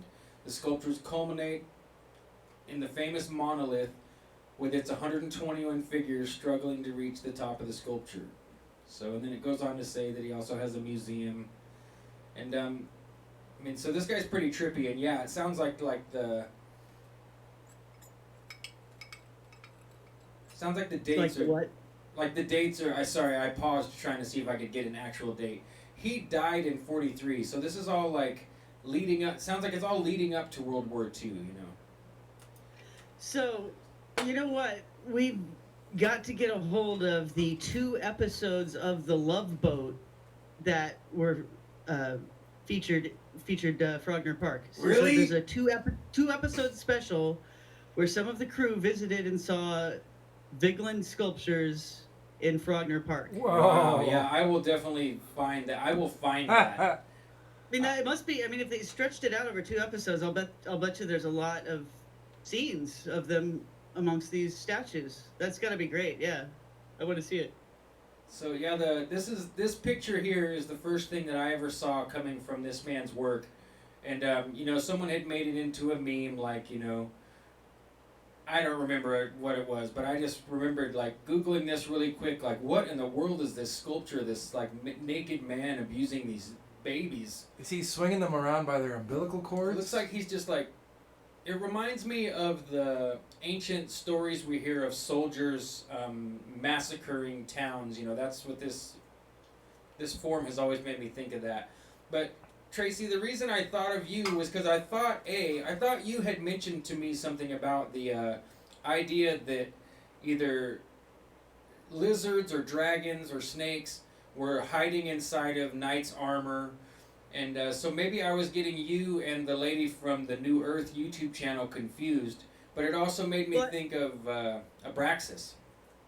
I mentioned her work in one of my Twyman trip shows. So like I talked all about worm symbolism, and then led up to a snippet of her work that I included at the end there. Yeah, because I thought, oh, actually, I after absorbing her theory, where she had.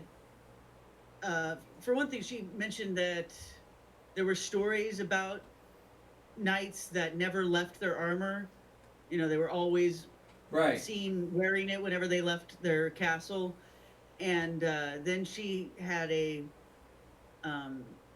actual picture of something that's kind of looks like some of the pictures you're showing there. Yeah, of what looked like some kind of worm-like creature coming up out of the helmet of a knight. And then there was also, she showed some statues at a Medici castle where the king and queen looked like they were snakes wearing crowns.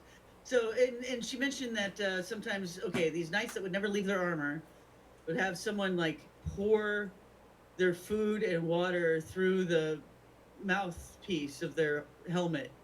And she just thought that's really weird, and you know, it sounds more like some kind of creature inside the armor rather than like a normal human or anything. So I don't know, she made a much more elaborate case for that.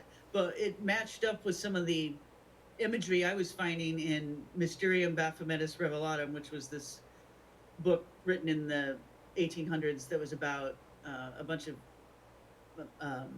you know, artifacts that were discovered by some Orientalists, and one of them was in France and one of them was in Germany or Prussia, and they found these things that they thought maybe had, you know, they found them in castles that had once belonged to Templars, or properties that were built where their castles used to be, and so the theory was that these artifacts might harken back to the Templars, and they showed lots of weird rituals and then creatures that were partially reptilian or worm-like, and one of them did kind of look very similar to some of the the worm knights that Sylvia from New Earth was talking about.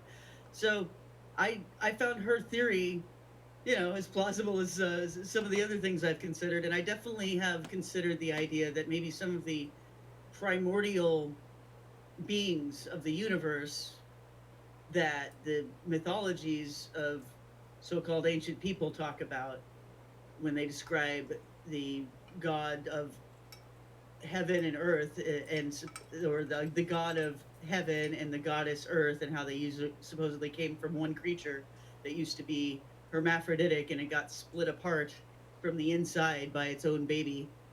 It sounded to me like that could have been a worm-like creature, and I described in the video how you know, worms are hermaphroditic, and that, you know, obviously in some cases you can separate them and they'll become two worms.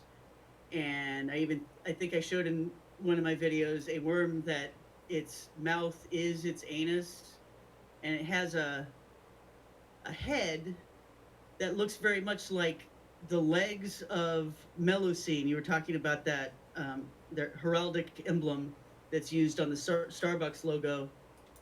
Yeah. Well, in the Starbucks logo, you know, you assume that she's like a mermaid because her legs How do kind you of look spell like it, fish Tracy? legs. Let's put it up here so people can see it.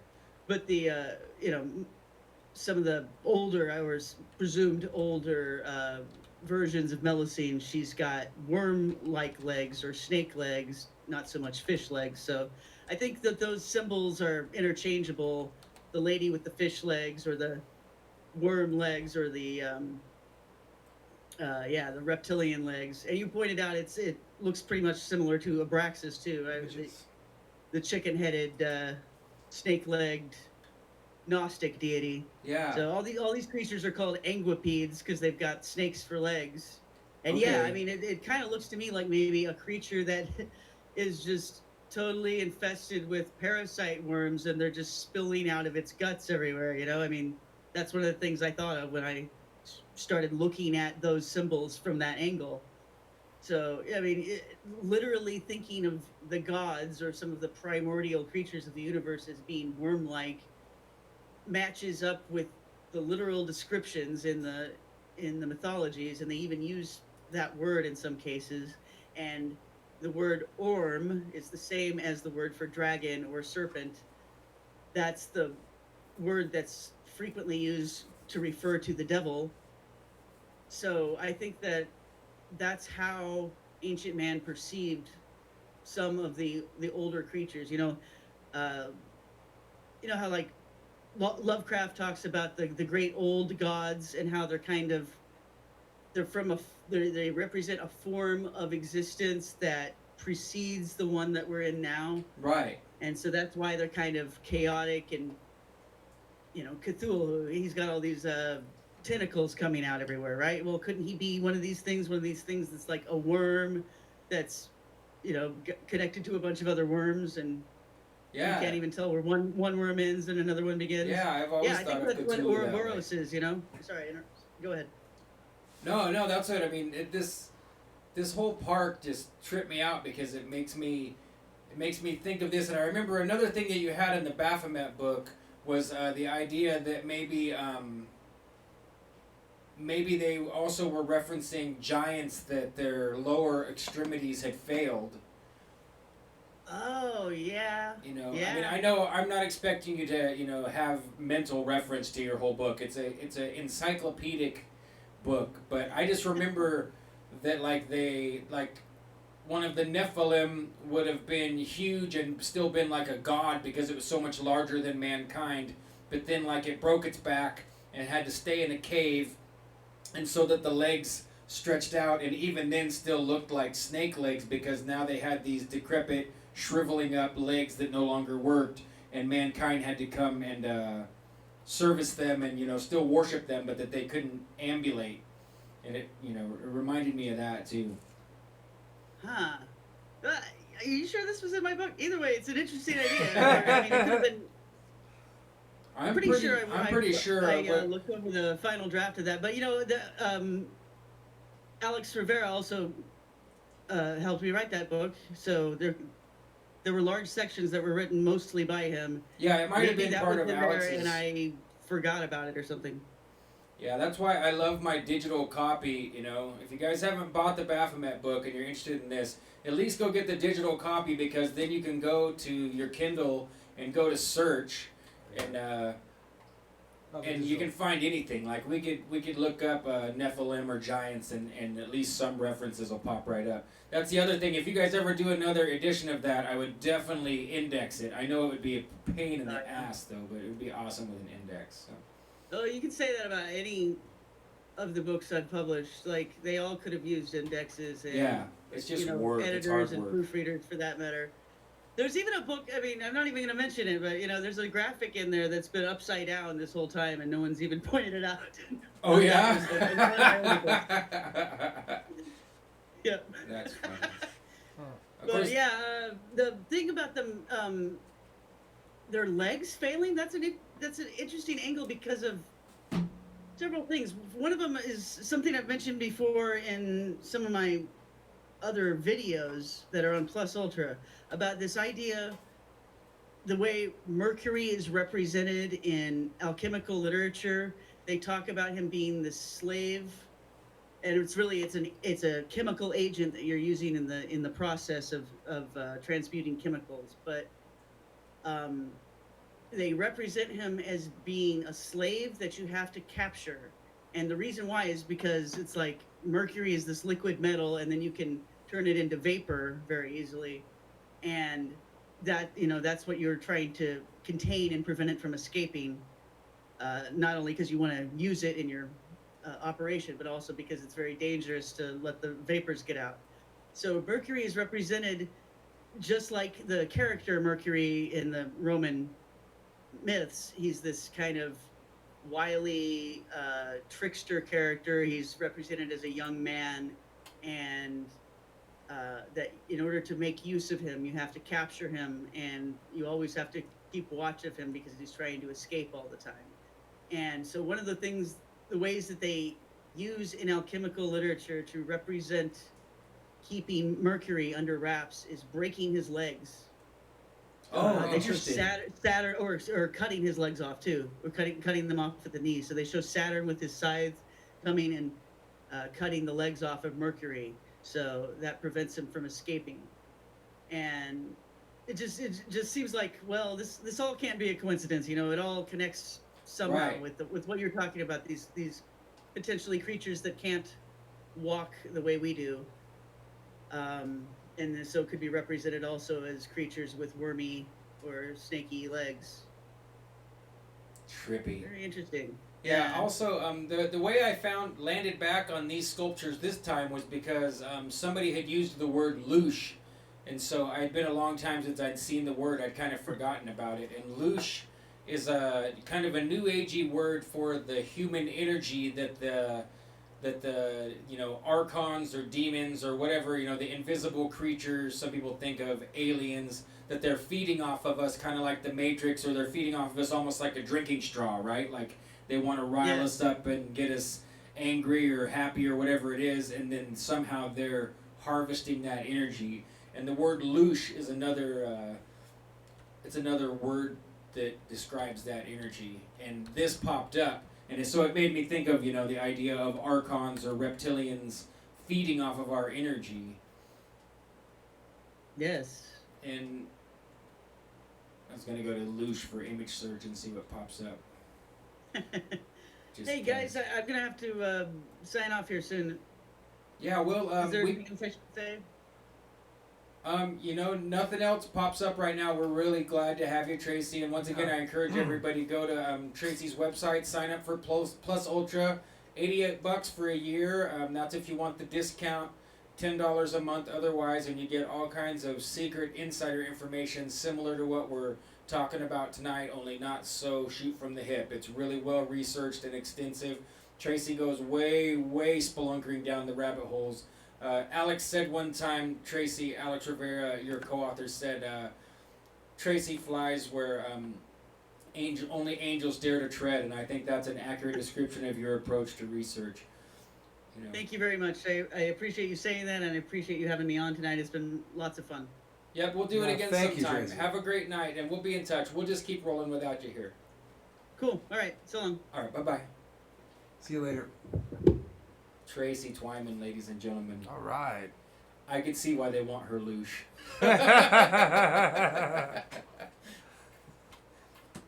But yeah, wow. Now I'm kind of like shell-shocked. Yeah, that was a good. What do we do now? Bye, show so everyone. far. We're done. But yeah, what a crazy show. And if you're new here because you were following Tracy to our channel, welcome. And please like, share, subscribe, or do. Or do. As they say. We really appreciate you being here. And I feel like Lucky 27 is coming off as one of our best shows yet. I'd say that this image here, this looks like a pretty accurate depiction of Loosh. Yeah, Here's the like that Loosh. one. Here's kind of a demonic vampire, and here's poor Jem or poor SB having a down day because yesterday this guy sucked all of our Loosh. Oh, it even says Archons. Perfect, yes.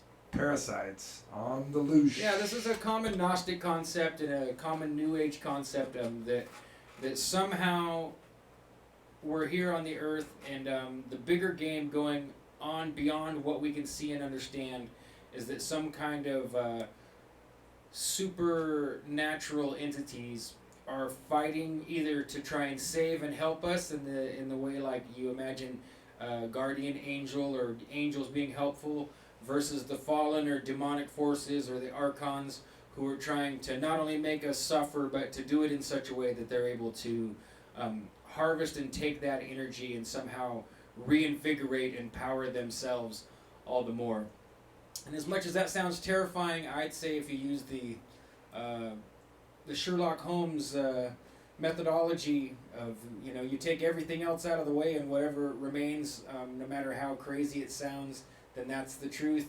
In my searching, that's really what I found, is that we're in some kind of an all-encompassing psycho-spiritual battle, and that nothing really is quite what it appears to be, and that I don't know, if you tap into that thinking, you'll start to see synchronicities like Tracy was talking about. Here we're talking about weird reptiles and maybe giants with broken legs hidden in a cave, and then she's like, oh yeah, did you know that Mercury, if you capture Mercury the god, you gotta break his legs? Like, ooh, this kind of stuff pops up. It's useful alchemically. You gotta capture it though and make sure it doesn't get away, because it'll kill you.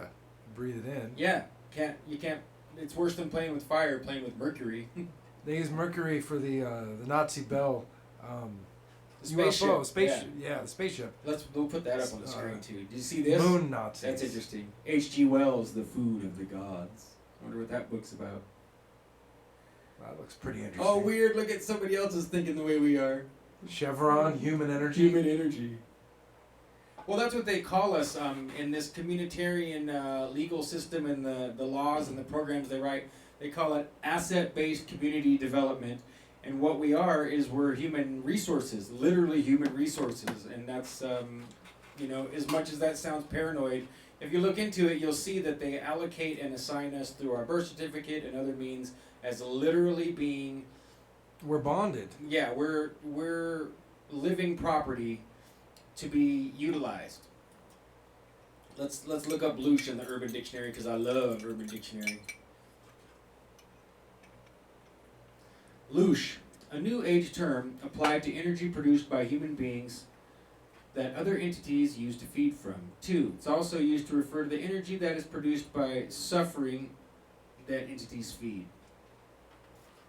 Oh, feed from. Oh wait, from books by Robert Monroe, maybe a play on the French word louche. So What's louche? Well, let's see. The Louche. sketchy, shady, or undesirable. Any person or situation which is sketchy, shady, or undesirable. So a sketch bag. Creepy, sleazy, sketchy, shady, louche. I like that one. Let's see that guy just tried to buy me a drink with the come on line. Perhaps this will wet your whistle.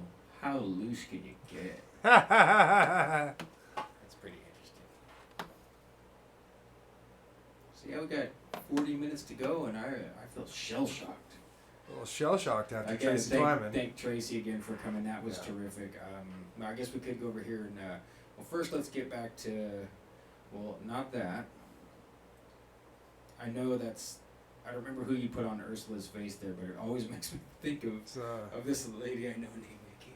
I know it's not her, but it's like no, that's not it. Chris Jenner. Oh, okay, yeah, Chris Jenner as Ursula. Ursula the Sea Witch. We're RX2 cams. This is what we want to switch back to. There you go. And here we are, folks. Hi, everybody. Oh, hey. I'm SB. Jem, right here. That's Jem. And we are RX Only Picture Show every Wednesday, 7 p.m. Pacific Standard Time. We do adjust for daylight savings time, so you don't have to change the reminder in your phone. Yeah, our phones do it for us. And I was gonna glance through our comments section here. Someone could be a louche douche. So how far? Jacob Bacchus says. Yeah, I saw Jacob Bacchus, like Bacchus, the god of wine. I had a Bacchus meme up there. It was Chewbacca's. Chewbacca. Oh yeah. Chewbacca's head. So we usually read the chat, but because we had such a invigorating dialogue going on there, or should we call it a trialogue? A trialogue. It's a nice trialogue. It was so louche. Trying to get used to the derogatory. Would you call it an adjective? What's an adjective mean? Descriptive, right? Descriptive. Yeah. So the second definition, the French spelling, that would have been an adjective. That guy is such a louche. Such a louche. He's such a louchey douche. I dropped my louchey douche, it went sploosh. Well, if you drop it and it explodes, it does go. So where were we? Stephen Moose says, sounds a lot better now that I have my Bluetooth on. Oh, okay. So this is about where we were, huh? You're going back. Yeah, Jacob Bacchus says, thanks for saying that. I can hear much better now that I connected my Bluetooth. Apparently, RX Only Picture Show, now better with Bluetooth. You sound great in Bluetooth. YouTube needs GIF keyboard in these chats. Ooh. Yeah, that would be I could good. see our chat blowing up if people could just chug away at GIFs. It would be a gift. Yeah. To have GIFs. Please, the gift of gifts. If you guys have been following any of the, let's see, what I would call the post-Bloodsport era with people like the Ralph Retort and Andy Worski and other similar guys, there's still some YouTube bonking people on the heads and editing, censoring and knocking down channels and stuff. And they've been trying other channels, one called DLive, I think, and one that's stream.me. And Jen, the reason I bring this up is because I was thinking maybe we should at least start to try and simulcast over on stream.me. Oh yeah, that's a good idea. So that way, if say maybe YouTube watches this later or one of their robots later is like, why don't we just flag that down because they got too close to stuff we don't want them talking about, you know? Well, like that time that we got banned for showing the meatloaf. Meatloaf. Yeah, and that episode's still gone, I think. I think that's... The first half, yeah. Yeah. I think it's still banned. And I mean, 25.5 is still there. Yeah, but 25, yeah. Episode 25 is missing 25 because is gone. YouTube is a sniveling little bitch. That's right. But yeah, so just a food for thought. We may decide to try and jump over, and I'd like to simulcast it first. not necessarily just go full blow. Oh man, I was gonna ask Tracy Twyman if she saw my karaoke. Ah. Zach Colombi says, please try Stream Me. Oh, stream.me, yeah. He's gonna DM USB about it this week. Yeah, please hit me with Now's the time. he says. Yeah, because everybody's migrating. So, I mean, even if we can't simulcast, I would be willing to make it really clear to our audience that we're going to jump and go over there because YouTube's just getting worse and worse. And not only that, I like the idea of being a part of the exodus that supports everybody flying the finger and being like, step off, you guys. Yeah. This platform used to be so awesome. When you're old like me, you can remember when YouTube was actually truly awesome. And it's been a long time since it was even cool. It's like them making you wear water wings in a china shop. Stupid. Yeah, pretty stupid. It's still kind of cool. Well, I mean, the cool thing is that there's lots of people here, and it's pretty damn easy to use, and it's free. Yeah. Okay, those are great features. It's full of people to watch. But you can't comfortably speak your mind, especially if you have a huge audience. That's I know true. for sure the crap that we've talked about, if we had a huge audience, we'd be hammered right down Yeah. too, because we don't pull talking any about punches. Jews and stuff. Yeah, we're willing to talk about, Jews and all the pedophilia and ritual abuse and all that stuff. And as soon as you start really Pizzas. hammering that home, all of a sudden you've got an Isaac Cappy who wants to be your friend or something weird like that. So I remember there was some good comments here. Let's get back to it. So Jacob Bacchus, I bet the entire Trump presidency will be like one of those season finales where it is supposed to be a 2-part episode finished when the new season starts, but then gets canceled. Well, yeah, that's kind of been my theory too, is that they're going to build it all up to make it look like Trump is making America great again, and then they're going to blow his brains out on national TV, but it's going to be fake, and everyone's going to fall for it. And They've been dropping hints about that, yeah, haven't they? And he's going to go to Plus Ultra. Trump's going to fly Go away live to in analog and go kiss JFK's ring and tip his hat to New Babylon or yeah. so. We just got a comment from Yeah, maybe I better go to the bottom instead. Jacob Bacchus said they hooked everyone with the good stuff and then started censoring the people that made it what it is. Yep. Well, it took them a long time to figure out how to even make this platform profitable. I remember when they were talking about, okay, we definitely bought the thing and we definitely have understanding of how it works, but how the hell are we going to start sucking money out of people with it? So back in those days, like before there was all these, what's the music channels? It used to be for music that people would just love YouTube because you could just find anything. And when you go to search for something on music, what's the name of those accounts? It's not Vine, not Vibe, Vizio?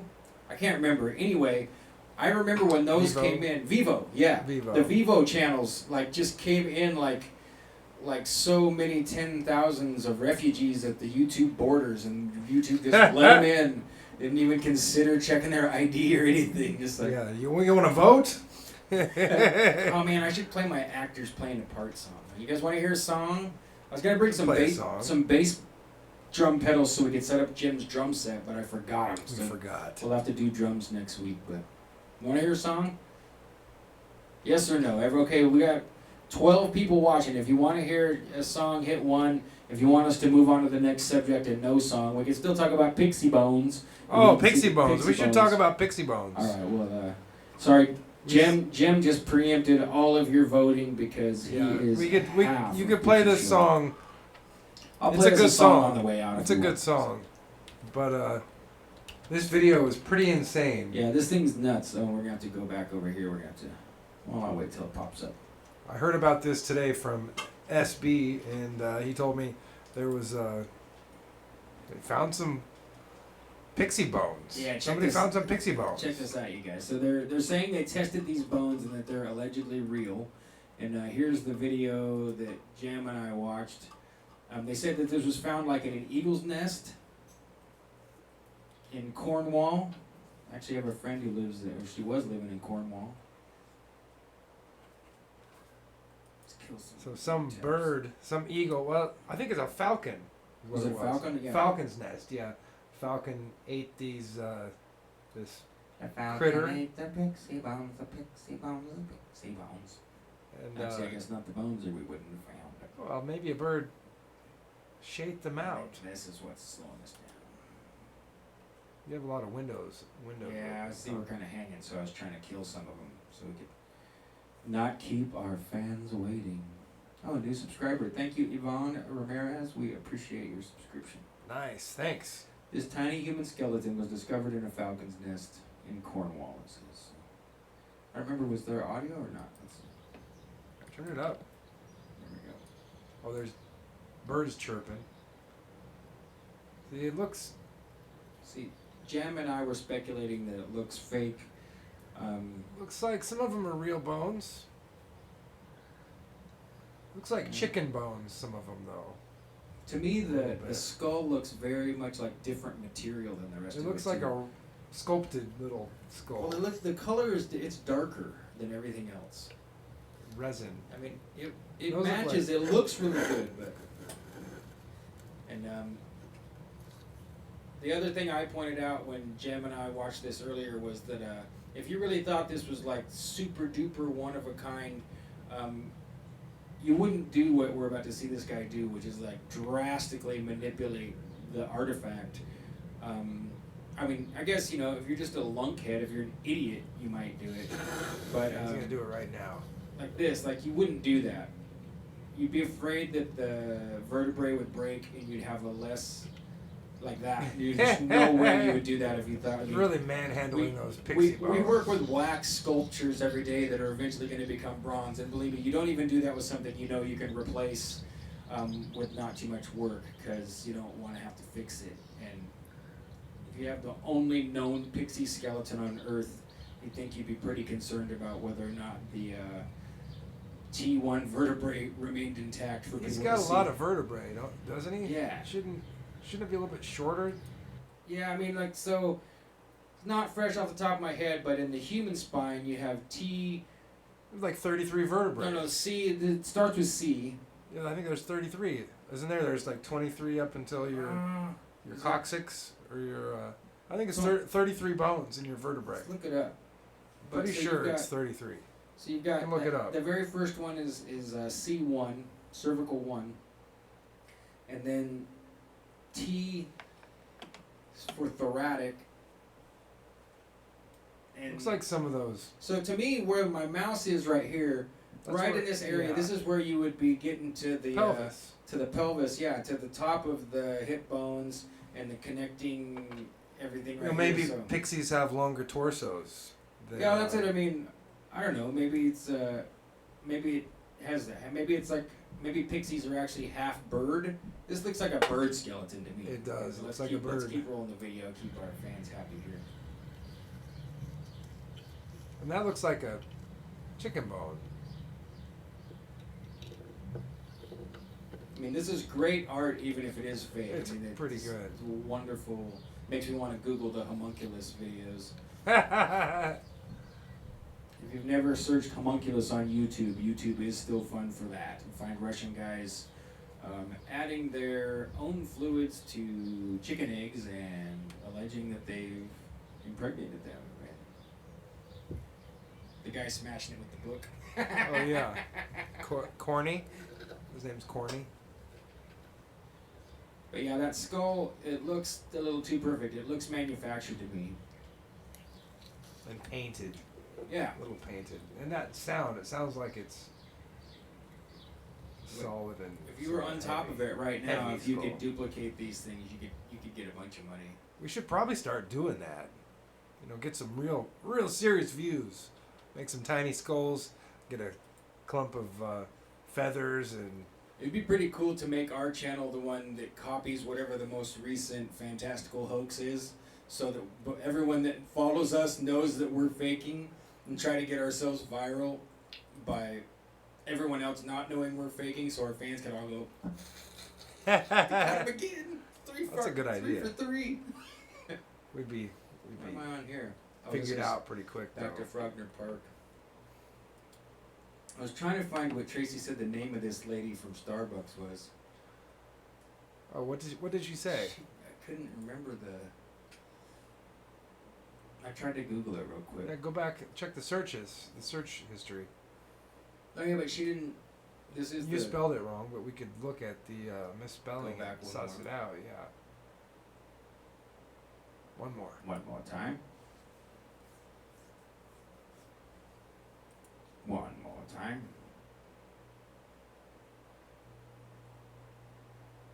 Nope. That's as far as it remembers, huh? No, I might have done something wrong. Let's close some more tabs. Get back to, well, let's change back to please stand by. I don't know what. It's going to be a new world when that please stand by isn't there anymore. Oh, we were going to sell advertising right here. Oh, that's a good idea. That's what we should do. Sell advertising right there. Yeah. All right, so how are we doing for commentios there? Oh, looks like I got a 1 from Jacob for that's 1 vote for a song. Pixie Bones? oh, nice. You got a 1. Song about Pixie Bones? I can improvise.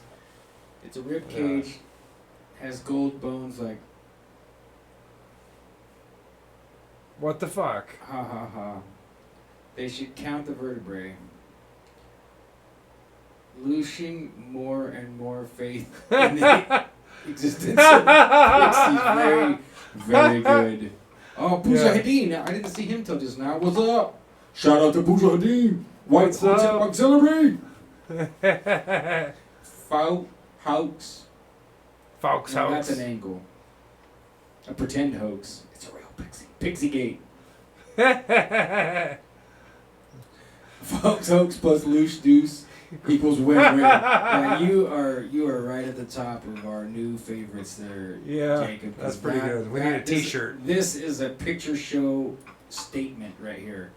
Faux ho plus loose deuce equals win-win. She was a faux ho, loose deuce, win-win. I support the faking things idea. People like it, Jim. They like the idea. Pixie Kate the musical? Pixie Gate.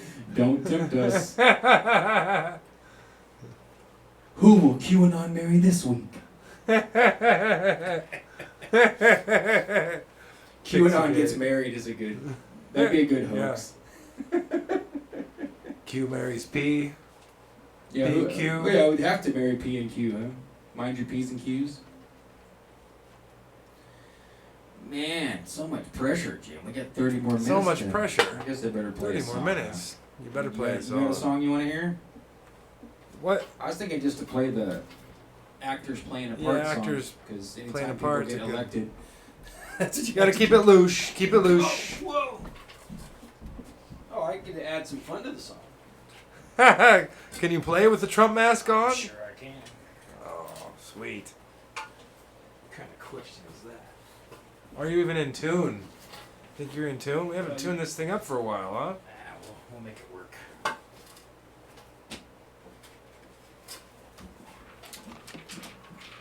My phone's dying here. Sounds pretty good. Sounds good. Pixie Gate the musical.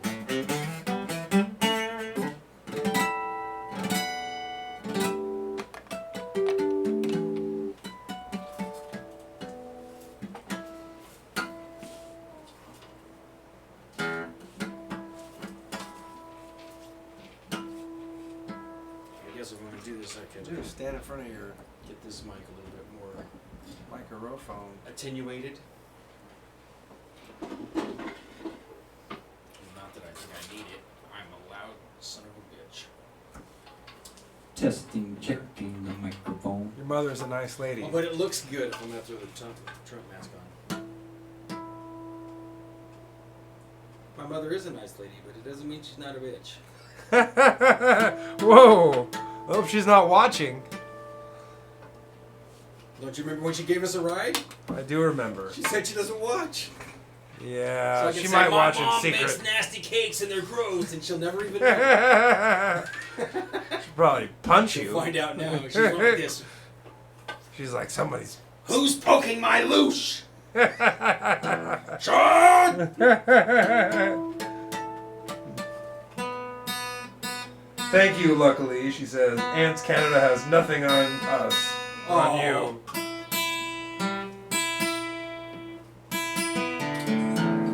I actually answered one of those. I answered one of those Facebook surveys. People post like, the last person you saw on TV is coming to save you. Who is it? And I'm like, crap! It's Mikey Bustos from Ants Canada. I hope he can make his ants work together, because I don't know. Yeah, you gotta check out Ants Canada if you haven't seen Ants Canada. Ants Canada's pretty cool. It's engrossing. It's even gross sometimes. Couldn't be gross. It can't be gross. This is harder than I thought. Alright.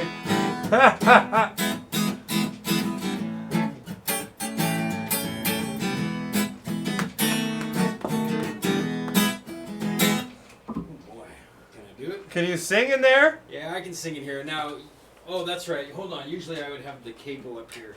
I need to get the key right, so cable will be way up here.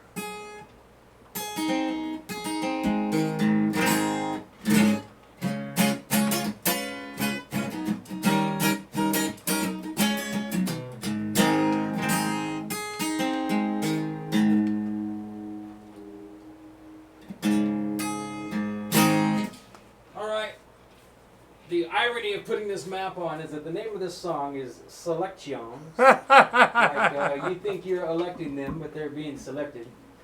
And I wrote it before the presidential election of 2016 because I was so sick of everyone leading up to this crap that we're living in now. The change in timelines was bubbling up from underneath, like the Mandela effect was swirling around and getting ready to present itself.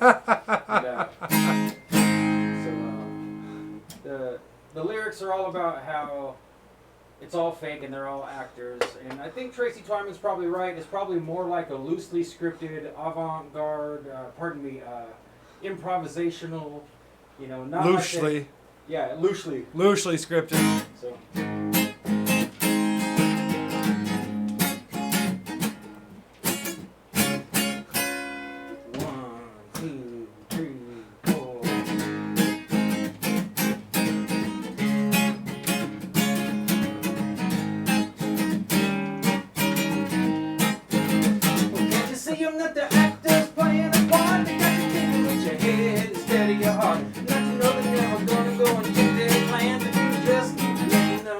Pretend. Let me tell you how the president never died. From Abraham Lincoln to the other guy. Black man, you got your word about that boat. You keep late for school and she forgot a coat. And let me tell you how the president never died. Ooh, it's harder with the mask on, I can tell you that. It's pretty hard to. I'm gonna start over without the intro. Let's. It's kind of hard to hear you. You should turn your head to the side. Is it better like that? No, I mean turn the mask to the side and then. Oh no, but then I'm not. Then I'm trying medium instead of hard. I want this to be hard. 1, 2, 3. Can't you see it that the actors playing a part? They got you thinking with your head instead of your heart. And you know they're never gonna go and take their hand if you just keep letting them play pretend. Let me tell you how the president never died. From Abraham Lincoln to the other guy. Black man, you got your word about that vote. Your kids ready for school and she forgot a coat. And guess you heard me how the president never died. No, they just faked it all in life. First lady and the kid pretend to cry. Had long black hair just a coffin inside. And tell me what does it mean to the president? It's a henchman's bag and the money spent. It's not like owning the house, you just paying the rent. It's like you're paying a fee just to pitch again. It's a family of actors playing a role. And you're goddamn right, the soul to soul. It's a blood old curse on a long black stroke. Motherfuckers is a picture from an 05 bowl. And you think you get a vote in the selection? Let me tell you to your face, they just put you on. You're driving home from work, they're out doing wrong. Brothers got me so sick, had to write a song. Ooh-ha.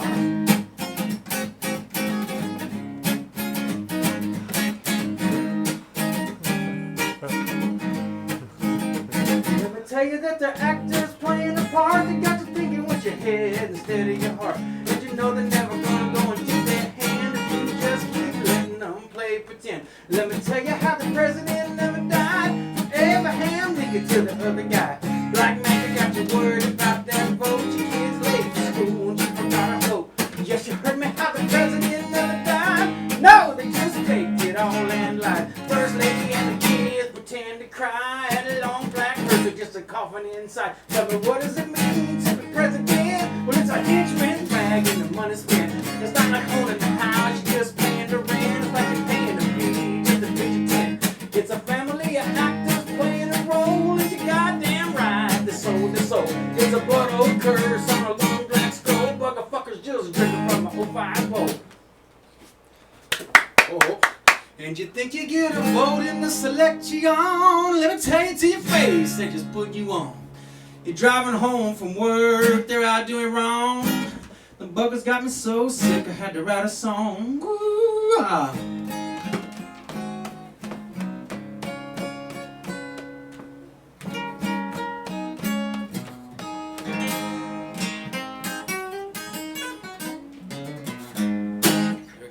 Thank you. First time in a while, I'll be curious to go back and watch. What's that look like? I was pretty good with the mask on. It was What's look freaking like? 'Cause I can't hilarious. see behind that thing. Friggin' hilarious. That was wrong. Play Lucy in the Sky with Diamonds.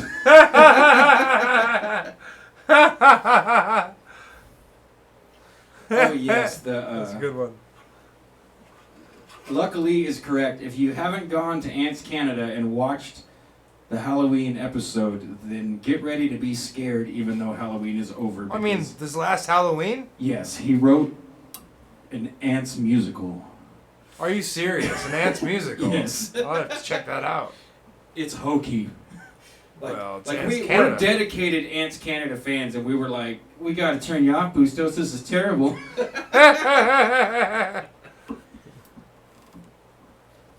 man. Now what? Now what? I don't know what to do. Maybe some jokes? Yeah, we could do Play jokes. some jokes? Sing some jokes? Speak some jokes? Thank you. We got a new fan in Mr. Baucus here. Yeah, I love that song. It's on my YouTube. Select Ions is how I spelled it. Like it's a play on words. Elections, selections, and select ions. Like ionization is a big part of the whole thing, man. Why did the chameleon jump in the blender? Why is that? To blend in. Hold on. This is the part where Jim reads bad jokes and I do my best to give an authentic laugh, and you have to judge me on whether or not I pull it off. What do you call a lizard that sings for Bad Boy Records? SBL? No, that's not it. What is A it? lizard that sings for Bad Boy Records is called a reptile. Hey, that was appropriate for tonight's show. Did you hear about the chameleon who couldn't change color? Nope. He had a reptile dysfunction.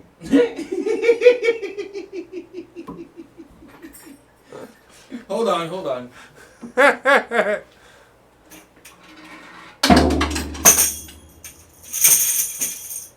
We might need this. All right. What do headmasters and bullfrogs have in common? What's that? Both have big heads that consist mostly of mouth. Headmasters and bullfrogs. Yeah, that was it. All right, here comes. It looks like Jim Googled lizard or reptile jokes to me, folks. So keep them coming. What lizards do people wear at the beach? What lizards are those? Crocs. What's the definition of a nervous breakdown? What's that? A chameleon on a tartan rug.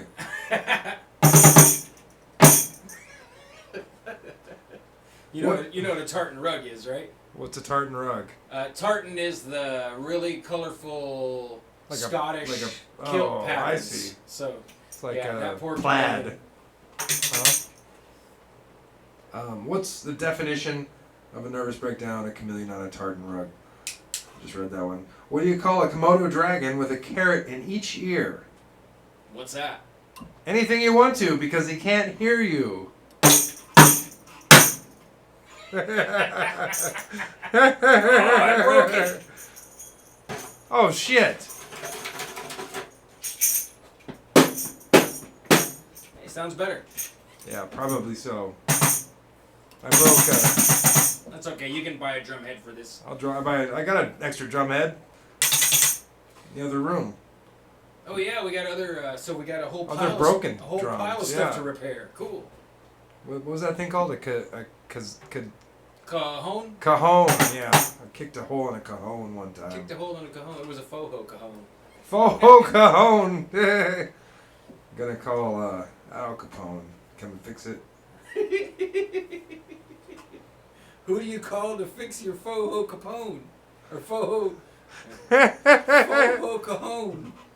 Well, I heard that. Al Capone.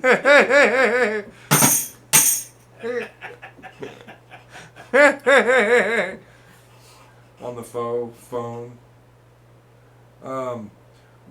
What do dragons call a knight in shining armor? This is totally appropriate to tonight's show. What's that? Dragons call a knight in shining armor canned food. Canned food. What did the grape say when the iguana stood on it? What? Nothing. It just let out a little wine. Said maybe more grape juice, huh?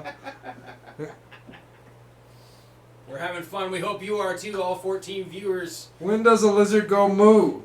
When is that? When it's learning a new language. I get it, but that was.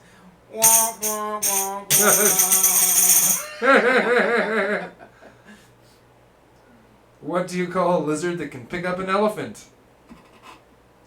What do you call him? You call him Sir.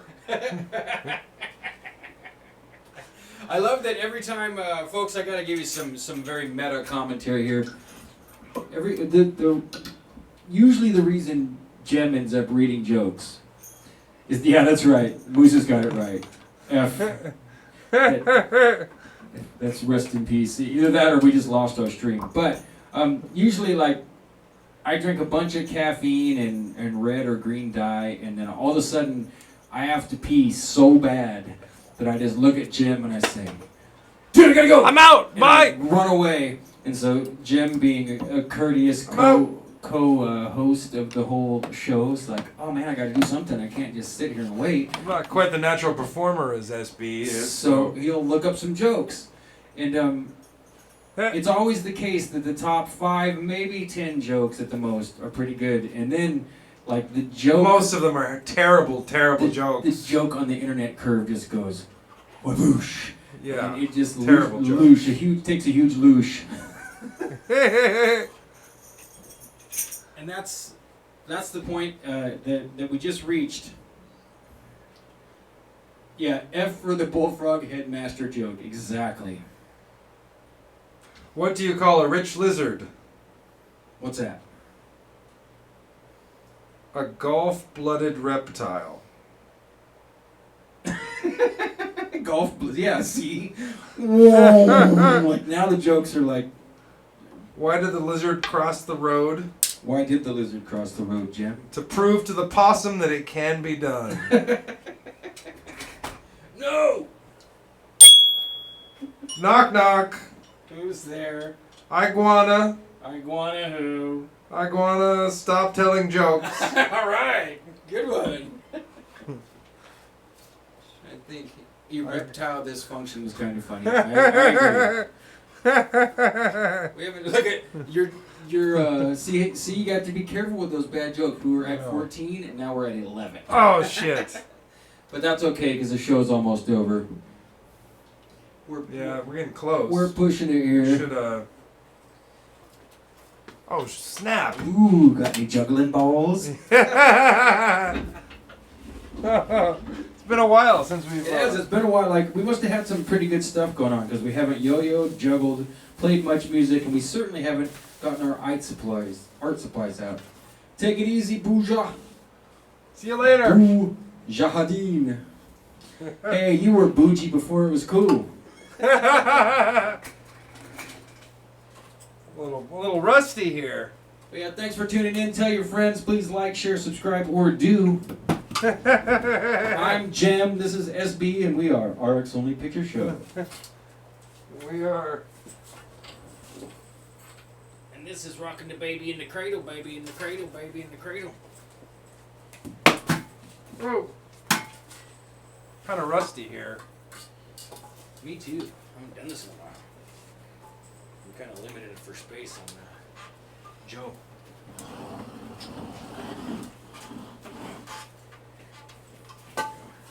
Whoa. Wow. Spill my drink here. Oops. Why did the juggler spill his beer? Oh, thanks. Practice. Because the jokes were terrible. That's right. Whoa. Whoa! Wow! Never tried that one That was before. pretty good. I've always wanted to have a mini golf course that was intertwined with a go-kart track, where sometimes you have to actually shoot across the track. That's a And great the, idea. and the hole on the other side is just barely the right size to try and get your ball. And so then your ball gets stuck on the track, and either it goes into a little Shoot over a car. low spot. Yeah, so that you know have it so the drivers are protected, and so that the car can't throw the ball back into the course really fast. You know, and so that your ball goes in there and it goes da-la-la-la-la all over like inside the tunnel, and then it lands in a little track that rolls slowly down to a faraway place that you have to walk to over a bridge. You know, like Walk past the snack bar. Yeah, Get there. exactly. Your ball comes out at the snack bar, inside the snack bar, and you have to go ask for it. That'd be awesome. What time is it? 9:55. 9:55. 5 more minutes, folks. Oh, Your juggling's really top yeah. of the mark anymore, huh? Top of the mark. Let's see. That's the book we were talking about earlier. It's called Baphomet. Baphomet, the Temple Mystery, unveiled by Baphomet. Tracy R. Twyman and Alex Rivera. Maybe we'll finally stop just talking about it and maybe get old Alex on the show here. Not that he's old. He's not old. He's got a beautiful picture on the back. It's an amazing volume. If you're interested in occult, esoteric stuff, this is one of the most awesomest books to read. It's a volume of information. Hey, I know how we can finish this show off. Oh, some numbers. Let's do it. Let's read 27/9 because I didn't think about that. What's 9? Well, 9 is the number of completion, right? Oh, So because we're finishing the show, right? And It's 9. because we made it 27 shows, and 27 is my lucky number. But if we read 27/9 as a temporary number vibration, that should be a great closure to this whole thing. All right. This is a numerology book. Yeah, the numerology and the divine SBs. triangle. This is a book that changed my life because I skeptically was trying to read it, and I was actually procrastinating being responsible, believe it or not. And this book really encouraged me to do things differently because of the smoothness with which it defined where I was in my life. So Thanks, Zach. have a good night, you guys, and this is it. We're going to read 27/9 as a temporary number vibration. It's kind of like an astrological reading.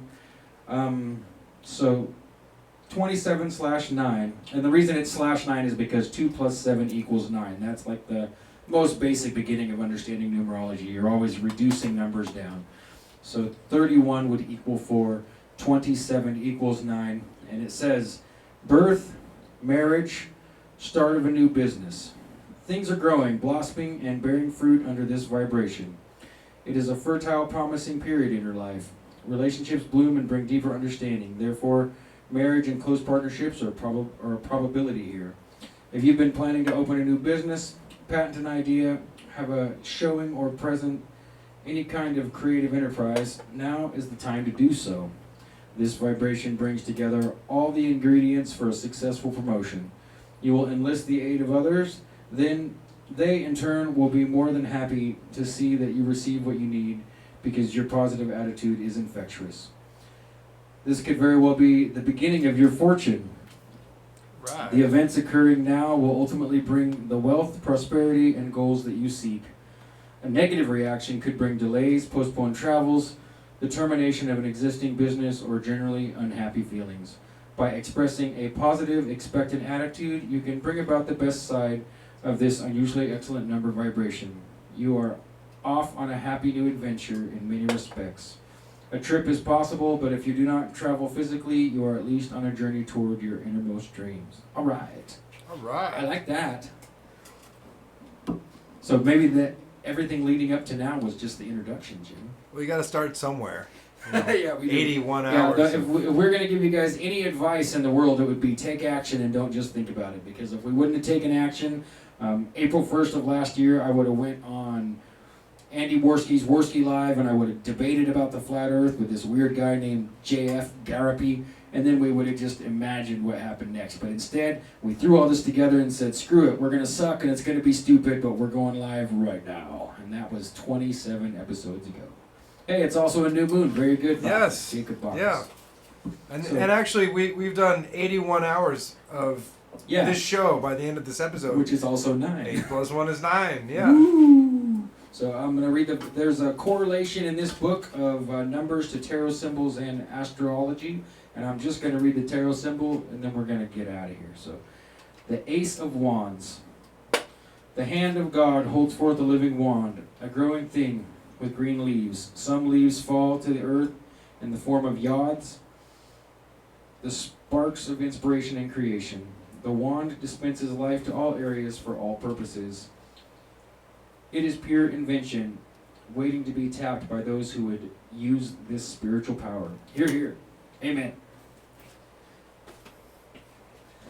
This is the part of the show where we look right in the camera and we point and Oh, we wave yeah. and we say, This part. hi everybody, bye. Okay, bye. Okay, bye. We'll see you next week. Okay, bye. Like, share, subscribe, or do. Or do. Okay, bye. Okay, bye.